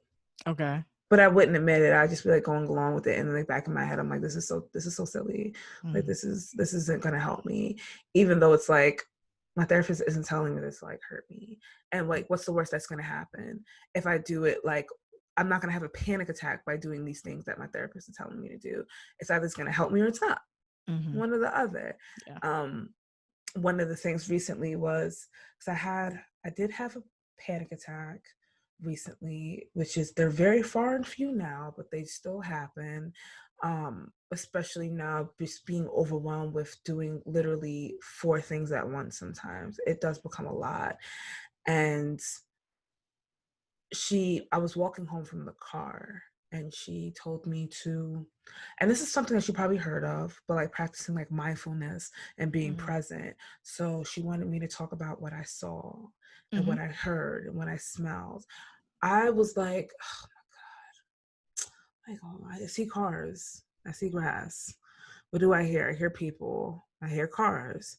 What do you see now? I see birds, I see pigeons, I see the little brown shits. Like, you know, like I wasn't trying. Yeah. Really wasn't trying. And I didn't see like the point. No, I didn't see the point. Like, I had mad pride, like, oh, I really was in my head thinking like, this is very stupid. And almost like as if I'm smarter than her. Like, oh, I've tried this before and it didn't work, so I'm not trying this now. I gave it no effort. And until I found myself on the fire truck. And sometimes when I'm on the fire truck, it's probably a traumatic response that I have. Sometimes when I'm on the fire truck, I start to think very, what's the word? Intrusive. They are extremely intrusive, and they're very like, they just jump. Okay. Like just jumping thoughts, jumping, all connected, but just jumping from simply looking at a car to being at my father's funeral because he died in a car accident. Like just jumping all over the place. And it will happen over and over and over and over again. I will have maybe 7 different cycles of those kinds of thoughts in maybe 30 seconds. It is fucking overwhelming. Yeah. And I always I'll try to deep breathe to stop it, or, look around to stop it. And then today I was like, let me try what this motherfucker done told me. Bitch, that shit worked. It worked. It worked every time. And I was like, what do I smell? What do I see? What do I hear? And I'm like, if you started to do the work a year ago, imagine where you would be now. Now, I'm not discounting myself, because you do it when you do it. You do it when you're ready. So I'm ready now and I'm doing it now. But more so, I have to also take accountability of myself, because this is something that I've known about this technique for years. Years. I've actually taught other people to do this shit, but I felt like it never worked for me. Yeah. And here I am actually doing it, and here it is actually working. And that is a part of, honestly, doing the work, taking accountability for your own healing process, because a therapist is not going to heal you. Yeah. They may facilitate healing, but it's really up to you, because talk therapy isn't where it ends. You can talk about everything that happens in your life, every little piece of trauma that you've ever been through, but there's other steps you have to take in order to heal. Healing just doesn't come from talking. Yep. healing comes from changing things in your life, noticing your behaviors, but not just noticing them, but actively working to change them. Mm-hmm. So that has been a lot of what I've been going through in the past month, actively really trying to force the change in a healthy way. Mm-hmm. So me deleting my Instagram was me trying to force the change in a healthy way, because it forced me to keep in touch with people who did not care about me. Instagram did? Yes. Oh, okay, I get what you're saying. In a way that people who had my phone number and even knew where I lived, if I was on Instagram, they would watch my story, but we would never talk. Or they would see something on my story and then they hit me up, and that's when we would talk. But it's more so of a out of sight, out of mind thing. Mm-hmm. So I haven't had my Instagram in over a month, and maybe 2 people who I used Instagram to talk to mostly have actually reached out to me in real life. One of the people, I didn't even have their number saved, and they hit me up like, yo, you good? And I'm like, oh shit, like, what's up? Even though he kind of like ghosted me randomly, and I'm like, why'd you even hit me up? But even then he still hit me up. But that was me like, okay, cool, I know I do have an issue with keeping in touch with people that I probably shouldn't be talking to, Mm-hmm. and keeping in touch with or allowing people who do not deserve to have access to me have access to me. Mm-hmm. And it's easier for right now to just remove the whole mechanism. Yeah. And once I start to understand things, either implement new boundaries or Mm-hmm. decide whether maybe I can just deal without it and continue. Yeah. And it is okay to also not have social media, because it wasn't something that I was born with. I don't fucking need it. It is convenient, but that's just about it. I will just send my friends all my selfies, and that's what I've been doing this whole time. But that is me trying. And even trying with dating and understanding the way that I navigate dating, not just like the people that I date, but also taking responsibility for the people I date. So like, if I am dating the same kind of person over and over and over again, it's not all men are like this. Mm-hmm. And I'm not gonna say that all men are like this, especially when I know men who aren't like that. But I know that I tend to gravitate towards a certain kind of man, and certain kind of men tend to gravitate towards me. And there's a reason for that. It's not just as simple as fate. Mm-hmm. And it's something that I have to change, even if that means completely pulling away from dating and going back when I feel I'm ready. Mm-hmm. So I'm reading this book. It's inverted because it's Zoom. I see it regularly. Oh, that's dope. Okay, cool. It's inverted for me, but it's called The Body Keeps Score: Brain, Mind, and Body in the Healing of Trauma by Bessel van der Kolk, MD. This person is German. I was like, why did I say that? But also, you probably like, well, what is that name? It's a German doctor. And this book is especially good for people who like a scientific approach to trauma, not just a emotional approach and a spiritual approach, but an actual scientific explanation to the actions and the mechanisms that go on within your body in response to trauma, and how your body holds trauma. And it also helps you realize the different things that you might do because of your trauma. I didn't realize, because I know that on paper it says that I have PTSD, but I never thought of my. But then me reading about people who have traumatic experiences and them doing MRIs as they read back a recording of their traumatic experiences, and how their heart rates and all the areas in their brain, like their reaction parts of their brain, all these things would fire as if, nigga, come on, son, I'm talking, bitch. The parts of their brains would fire. This nigga slapped the door one time, like, all right, fuck you. It would fire as if they were actually there. Like if it was a car accident, their body was responding as if they were actually in that car accident at that time, and they were witnessing the things that were happening at their time. And they would have the symptoms of like being, sweaty, racing heart, out of breath, even though they were laying down in an MRI.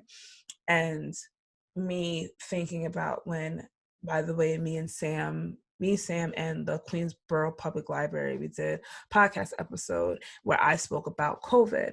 And this is where a lot of that connection happened too. And I listened to myself, just like them listening to a recording. I listened to myself recount the trauma that I had during the pandemic. And I found myself having the same kind of reactions that I had when I was going through the pandemic. And I didn't even realize the kind of reactions that I was having. And the reactions that I was having were anger, paranoia, and fear. And I exhibited all that shit very quickly for like 3 hours. I was in a state of fucking panic. Thank God for Sam. She talked me out of that shit. Or like, well, not talk me out of it, but reminded me, helped me ground myself. Yeah. Like, you relax and deal with it tomorrow. Yeah. And like, where are you right now? Is this a present danger? Like that kind of thing. Yes. Like, is the way that you're thinking, the thoughts that you're having, can you do anything about any of it right now?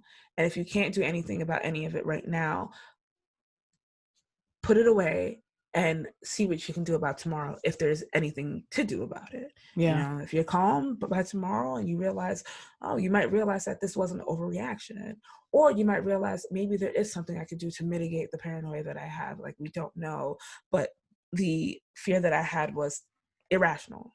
It was definitely irrational paranoia and fear that I exhibited.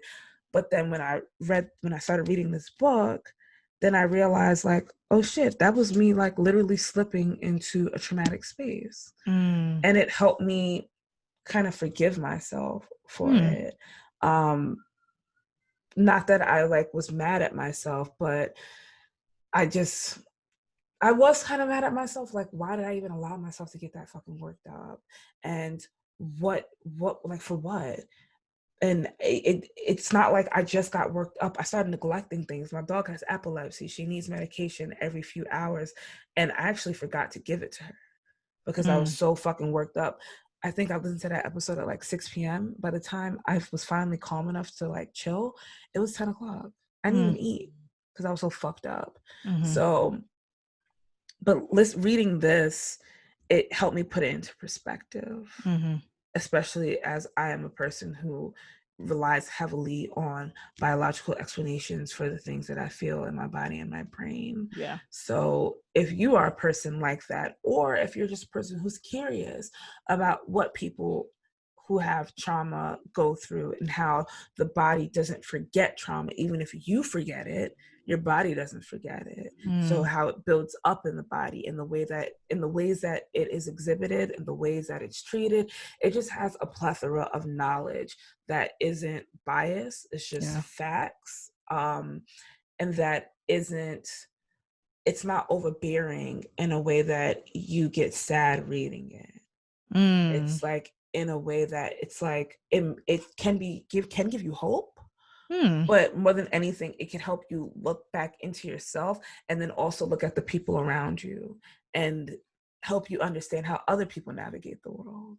Yeah. And that everybody navigates the world differently. Even if me and you went through the same exact traumatic experience, we both will have different ways, if anything. Like, you might not experience any kind of PTSD. You might have had a traumatic experience and you might have post-traumatic symptoms, but it might have stopped. Yeah. Because that's what's supposed to happen. But then I might have chronic symptoms and that is not what's supposed to happen. But we get to understand that. We get to understand why sometimes people who have the same experiences keep it in and some people are able to let it go. So definitely, actually my friend, a cishet man, put me onto this. And this was him reading this book and reading other literature, is him just trying to find ways to support Black women and Black trans women. As a person who, like, the way to understand trauma, if you are a person who has not experienced trauma, specifically because of what you look like, as far as being a woman or being a trans woman, and that intersected with being Black, because that is a kind of trauma that he can't necessarily grasp, because it's something that he hasn't and will never go through. Mm-hmm. But he can still do the work to try to understand and make space for people who have, because he's been a perpetuator of trauma as a man. Because, you know, as a man, just inherently, that's just the kind of nigga you are. But at least he's the kind of person to admit it and try to do the work to rectify it. So he gets approximately 1 kudo. Not that many. Which black woman told him that he should do work to rectify? I don't know. He's never told. I'm sure that it had to have been a black woman saying that, but he's never specifically mentioned it. It almost just seemed like it was a part of just a metamorphosis that he was having, and it still seems like spawned by a black woman. Yeah, I'm absolutely. I know that. I just never asked. You know, that's just a conversation I never had. But I know that even as of like maybe like last year, he wasn't as aware as he is now. So I know that definitely it's been either by a black woman talking to him, or him just being around black women. And entering black women's spaces and black trans spaces and hearing and understanding, going, maybe I should stop being a piece of shit. So either way, approximately 1 clap. You don't get that many props from being bare minimum of what people should be. You get 1 fucking kudo. But I still appreciate it because I got put onto a book that otherwise I don't think I would have ever just come across this book. I mean, maybe Aku is reading it right now. Really? I've never but also I'm not like a trauma book kind of person. Mm-hmm. If I'm reading, I'd much rather read some kind of like African American literature. I'm not really into I like reading articles, but like a whole fucking book about some shit like this, I would have never. It's a hefty commitment. Yeah, I would have never understood the thickness of this book, like how cool this book could be. But he explained it to me. That's the only reason why I even gave it a chance. Because other than that, I would have been like, okay, nigga, goodbye. But that was me trying to do the work myself. Like, okay, cool. Maybe you should try. It's not a self-help book, so how much could it hurt? So yeah. Shout out to Bessel van der Kolk. 9999. Sorry, that's the only German that I know. Shout out to Deutschland for giving us Besser Vander. Van der Kolk. We appreciate you, white man. You get approximately 1 kudo. 1 kudo for everybody. Thank you for writing about all of the trauma you've inflicted upon my people just by being a white man. Yeah, you know, you be fucking out asshole. I'm dead. No, I can't just cursing out people who have done good things. I can't shame him. He's holding me down. I don't know what I know he's done something, but I don't know what he did. Write a book about that. Write a book about the trauma you inflicted upon others, nigga. You know you did it, nigga. Think about that shit, nigga. The one thing that I haven't got to in this book though is about like specific trauma as far as being a minority. Talks about trauma in a general way, about trauma, like, you know, just witnessing things, experiencing violent things, even if it's something as violent just as a very bad car accident or losing a child or something like that. But I still haven't gotten, I don't know whether or not it's in this book. It probably isn't, considering it's written by a man with the last name Van der Kolk, but I haven't gotten to a part where they talk about, maybe I did see something about Black people, but not like a whole broad thing. Because there's a lot of it. He goes like, I'll get back to that, or I'll talk about that later. Then I haven't read something about race or gender, and I'll get back to that later yet. So I do hope that at least a portion of this book explores the trauma that is only, the drama that is exclusive to Black people and Black women and Black trans people, because that is a very exclusive kind of trauma that other people experience some forms of, but we experience continuous forms of. Right. I think maybe it might not be his book to write. You know, it might be a Black I don't know what he is, but someone who studies the brain. Yeah. I don't know if he's a He's neuroscientist like or a I think he's psychologist like or anything. a neuropharmacologist, if I'm not Okay. mistaken. Like Yeah, it might studying the be. effects of drugs on the brain. Okay. Yeah, it might be someone who is Black building upon his work, which I hope so. thank you And for the land grab. if you are like, if you also, if in general, if you have books like this, books of this nature, especially books written by Black people, people of color, definitely drop them, because all niggas got is time right now. Well, not really, but when I do got time, I got time. Mhm. So I do spend that time trying to at least be, you know, productive in many different ways. But one of the ways is reading and trying to, you know, put a little bit more knowledge in this big ass dome of mine. Nice. That's cool. I'll add it to. It's actually already on my list. It's been on my list for like a year. My cousin, who is also a Black man, told me about this literally last year. So look at the Black men trying to do one thing in their entire He gets approximately half a kudo. Damn. Yeah, that nigga's related to me. So, and you didn't tell me anything else. That's all you told me. So it's only Just for having this gracious bloodline. okay. Get 3/4. Anyway. 3/4. Quadroon. Isn't that like 1/4? So he's a quadroon inverted. Yes, there you go. Okay. Thanks, Rob. Thank you for the welcome. mathematical analysis of that. And thank you for breaking that down and sharing with us how you've grown and are working on yourself. I'm proud of you. Thanks, man. You're welcome. You're welcome.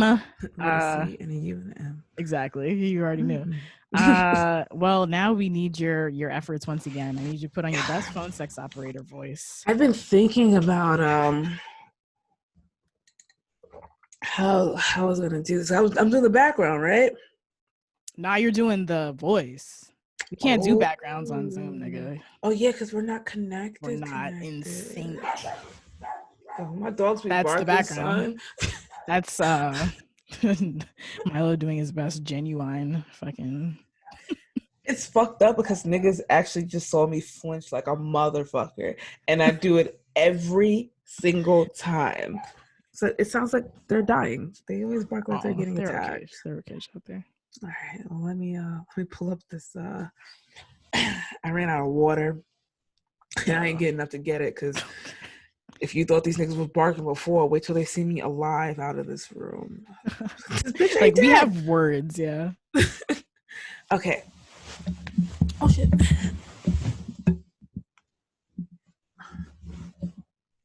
All right.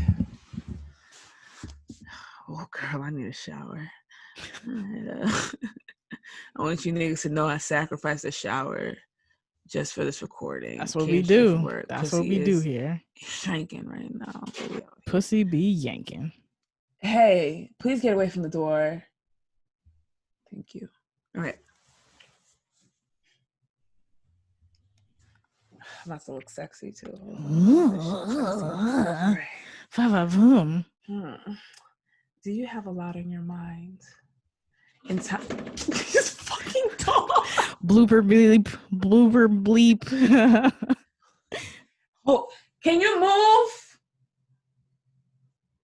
Can't believe they fucked that up. I was looking so good. I gotta do it again. Parent trying to be sexy in there? Ain't no trying to be no fucking sexy in there. You gotta take care of us. You should see me trying to masturbate when I be nutting. They used to be fucking barking. I'm like, nigga, I'm just coming. Like, stop. All right. Do you have a lot on your mind?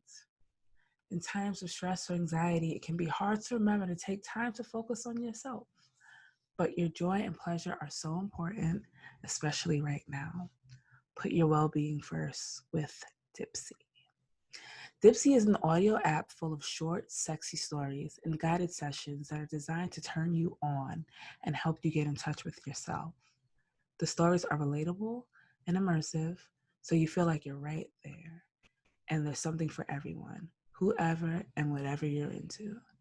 They add new content. They're just yearning for that content. They add new content every week, so there's always more to explore. Find stories about a spontaneous hookup with a hot stranger, getting close with that sexy yoga instructor you can't stop thinking about, or even stories about trying that new toy together or getting tied up. The wellness sessions can also help you unlock new confidence or heighten intimacy with your partner. They add new stories every week so you never get bored. So spice things up today with Dipsea. And for listeners of the show, Dipsea is offering a 30-day free trial when you go to Dipsea's story, Dipsea, not Dipsea's, it's one Dipsea, dipseastories.com/IHU.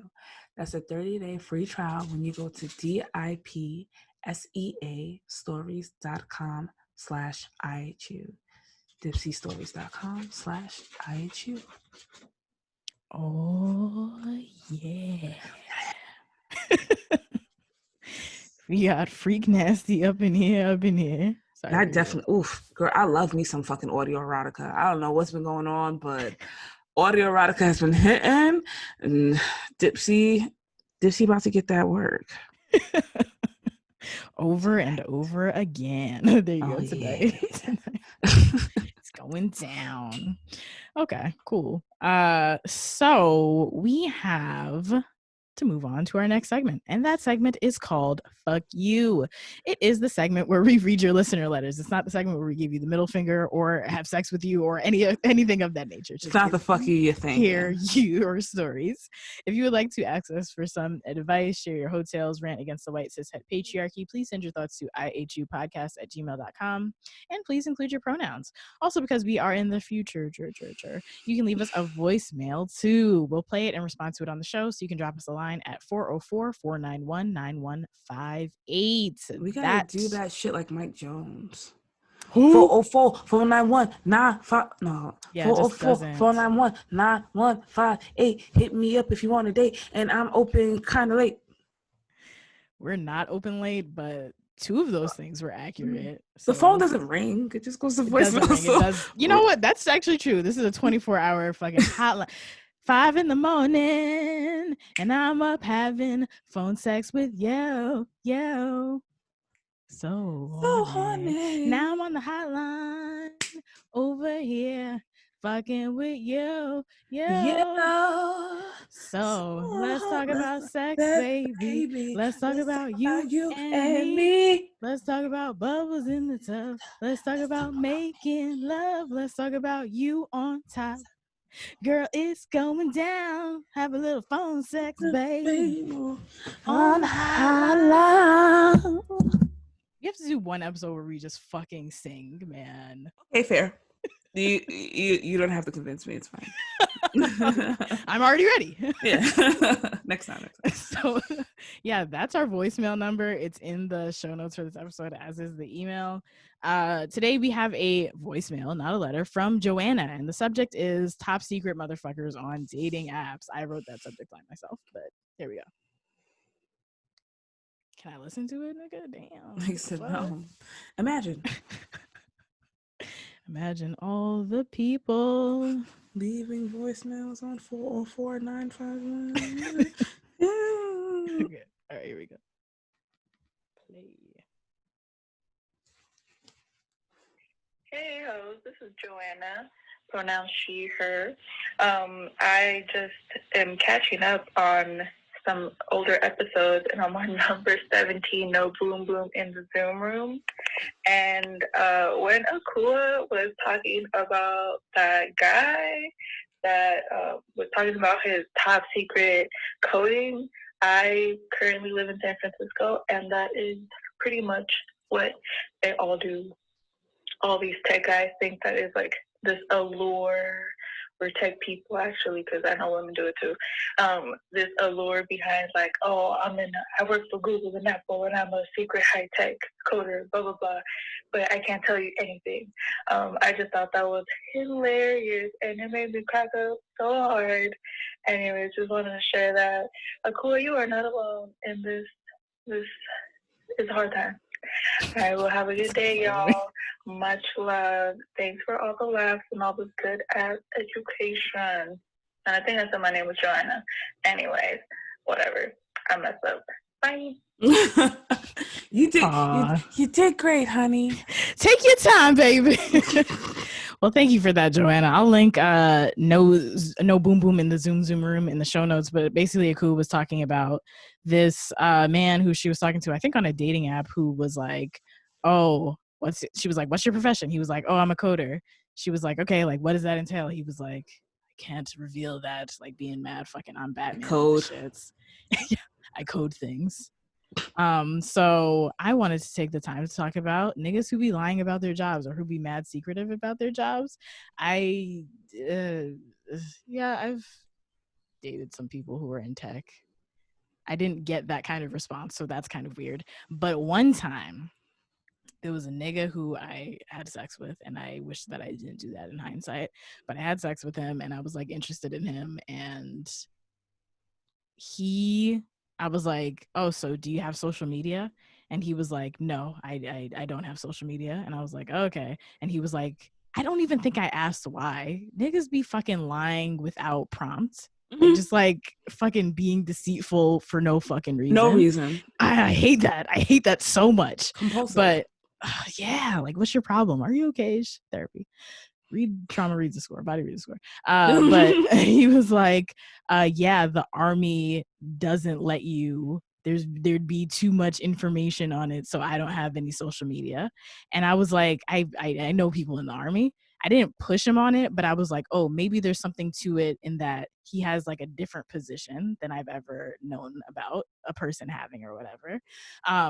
So I accepted it. But I didn't believe him because, of course, when I got like access to a fucking computer, my ass was on Facebook, and I fucking found him immediately. Trying to find these niggas. Yeah, I find people immediately, man. It's not even hard. Sam's like, really good at that, y'all. I have an FBI hat that's on the bookshelf in Wig Creek. Yeah, that is the John Cena hat. That's on the bookshelf in Wig Crucifix Studios. It's not because I'm actually employed by the FBI, but I do have a particular set of skills, nigga. Yeah, so I found him immediately, and then I found out he was married, and I'm like, oh, that's why you lied about your fucking job being so secret that you don't have social media. So there's my little story about niggas lying.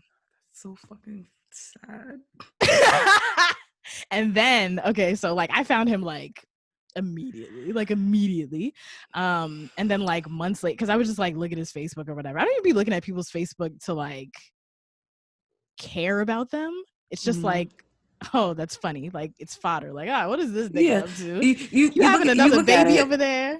It's like it's like eating another sour gummy worm just for the fucking heck of it. Yeah, it's sour, but you like it. It tastes a little good. It tastes a little good. So yeah, I would just like look every couple of months or whatever. And then one day I found out that he blocked me, and I'm like, oh, so you, after all of these months, nigga, he works in the army and he worked in like IT in the army. So like, you're the computer nigga, but it took you that long to finally find and block me, but here I am snooping on you the whole time. I also knew his wife's name. So I was just like, oh, just to see if they didn't fucking delete their Facebooks. And then I went to his wife's account. So the wife never blocked you? I don't think she knows I exist. Yo, look. But niggas doing a good job of fighting. Niggas will take their significant other's phones and then block people while they're sleeping. Oh, that's a good point. That happened to me. That is interesting. That I checked my block list one day and I was like, how the fuck do I have all these people blocked? And Tashawn took my phone while I was sleeping. Yeah, I'm saying your fucking ain't, bitch. He took my phone while I was sleeping and he blocked his girlfriend.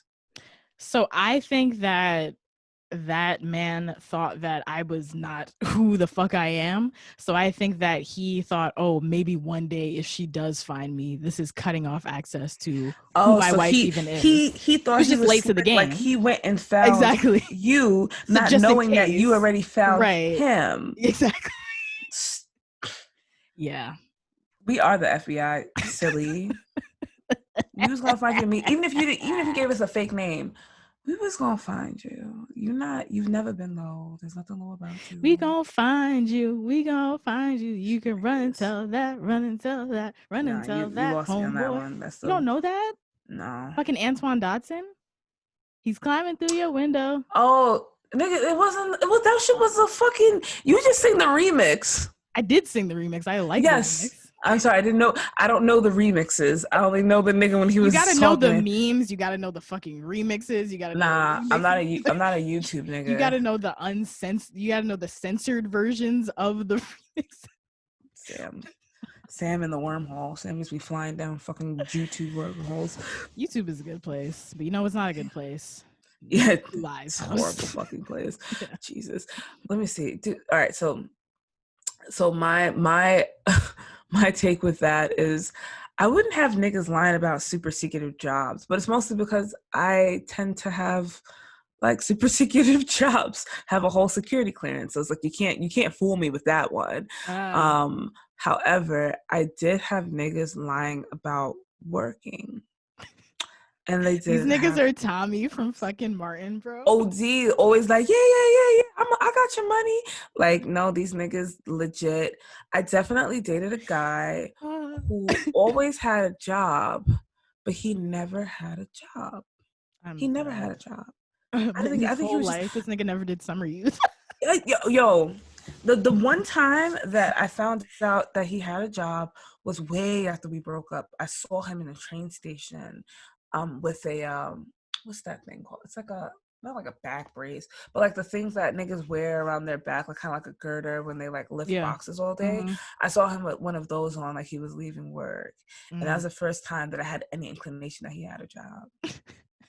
Other than that, he was like a Job Corps ass nigga, but not Job Corps, like one of those tech schools that, you know, just kind of really take your money. And he never take your money. He never did anything. So, but he definitely acted like he did stuff. He didn't do stuff. As an adult, I know that this nigga was a homosexual. To posit, what do you think he was doing all day? Was it smoking weed? Was it playing 2K? I don't think he was. Was it moving from house to house? I think. Was it playing basketball? I think he was just hanging out in the hood. Okay, he was fucking in front of the corner store ass nigga. Oh, he was a rapper. That's what he was doing all day. Yes, because he took me. How was he paying for studio time?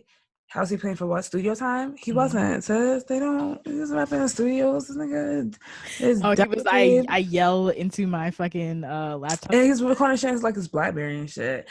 Like I don't know. He didn't have a fucking job, bro. And I'm sure I've definitely dated more niggas like that, or at least have had sex with niggas who just did not have jobs.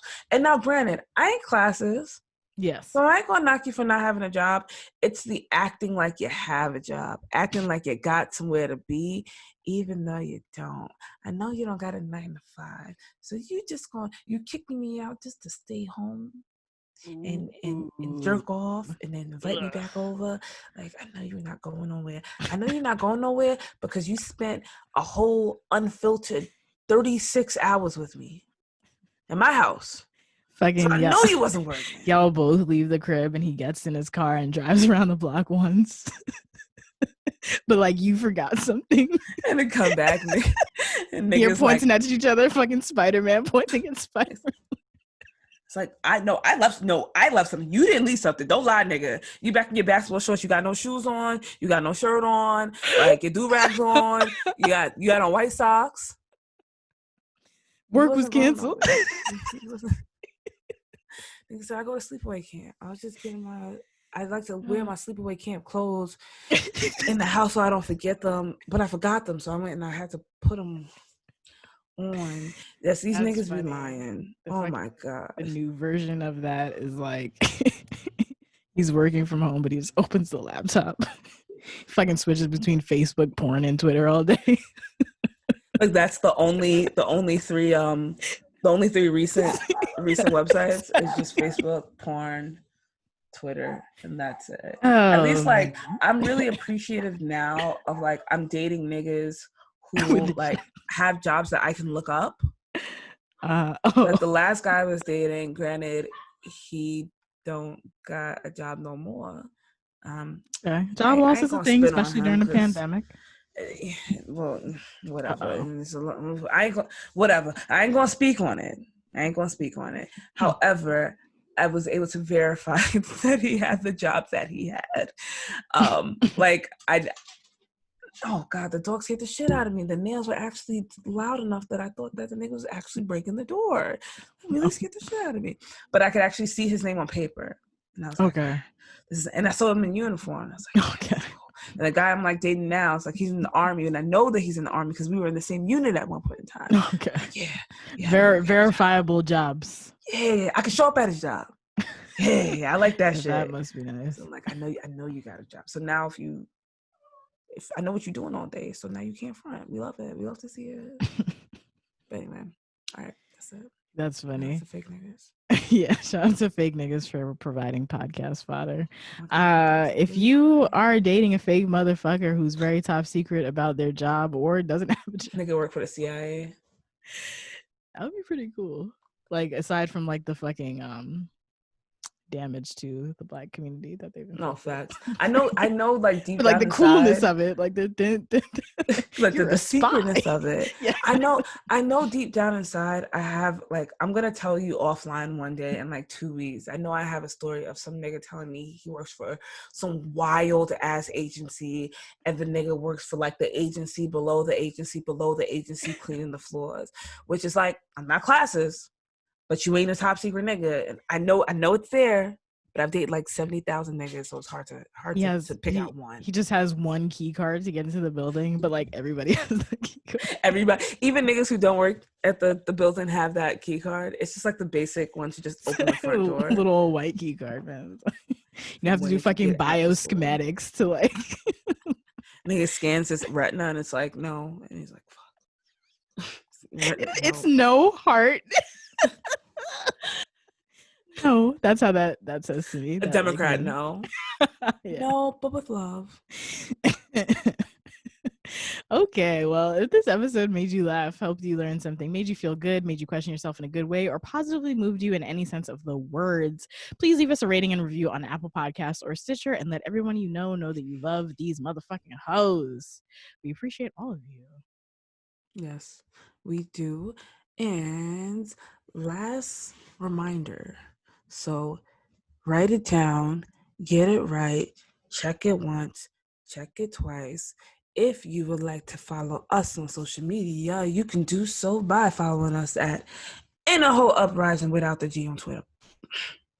In a Whole Uprising on Instagram and Facebook with the G. You can join our Facebook group by searching In a Whole Uprising. That's CUMMUNITY. It says spell it out, but we don't spell it out in this house. We sing it in this house. We sang it out? We sang it out with an A and never an I. And head to innerwholeuprising.com to sign up for weekly goodies via our newsletter, Pay a Hoe, or check out merchandise and buy our last shirt. You know how special you'll be if you buy that last shirt, because you'll be the last nigga to have that shirt. Because I feel like when we release shirts, it can't be the same shirt. It's not gonna look like that anymore. It's gonna be a different shirt, and this shirt is still a dope ass design. And it's just going to get doper, but you'll have the limited edition second round draft. So this is the second round draft of shirts. You have the second season of IHU merch. And then you just build up for the third season. You be that lucky motherfucker to buy that small shirt. I'll even put in a signed note saying I love you. And I'll kiss it. I got it. My black lipstick. I'll kiss it with my black lipstick. I'll do that. I swear on everything that I love, which is exclusively my dogs. This is a big buy. That's why you should buy that small t-shirt. Even if you're not a small, buy the fucking small t-shirt. Put it on your baby or something. That's not that small. Put it on your yeah, exactly. Put on your fetus. And get your partner to fucking go past the cervix. I'm sorry. Anyway. And I said I was gonna bring my dogs out for the final. Oh yeah, you did say that. They're fiending right now. We get to see. We have a podcast YouTube exclusive in which we get to see the Dojas, man. The Doja dogs, as opposed to the Doja cats. Oh man. Look at these guys. Aw. You're the two who've been making all that motherfucking noise out there? Mad little, right? Yeah. These niggas. Look at him laying on the book because the body wanted to read it. He just wanted to read it. Nova, say hi. Hi, Nova. Can you hear smelling it? Yeah, a little bit. She's like, get the fuck off me, bitch. All right. Well, that's it. Did you give us your social medias? Oh yeah, I forgot about that thing. You can follow me at _body. That's THEE_body on Twitter. And Vanta.black with a Q on Instagram. Art. And OnlyFans / Go on my Twitter and find my OnlyFans. It's also in the show notes for this episode. Yeah, that. And you can follow me at SlamRid on Instagram and Twitter, and Carmen Samdiego on Instagram as well. Have a great week. It's my Bye. It's my episode reveal party. Bye. Bye.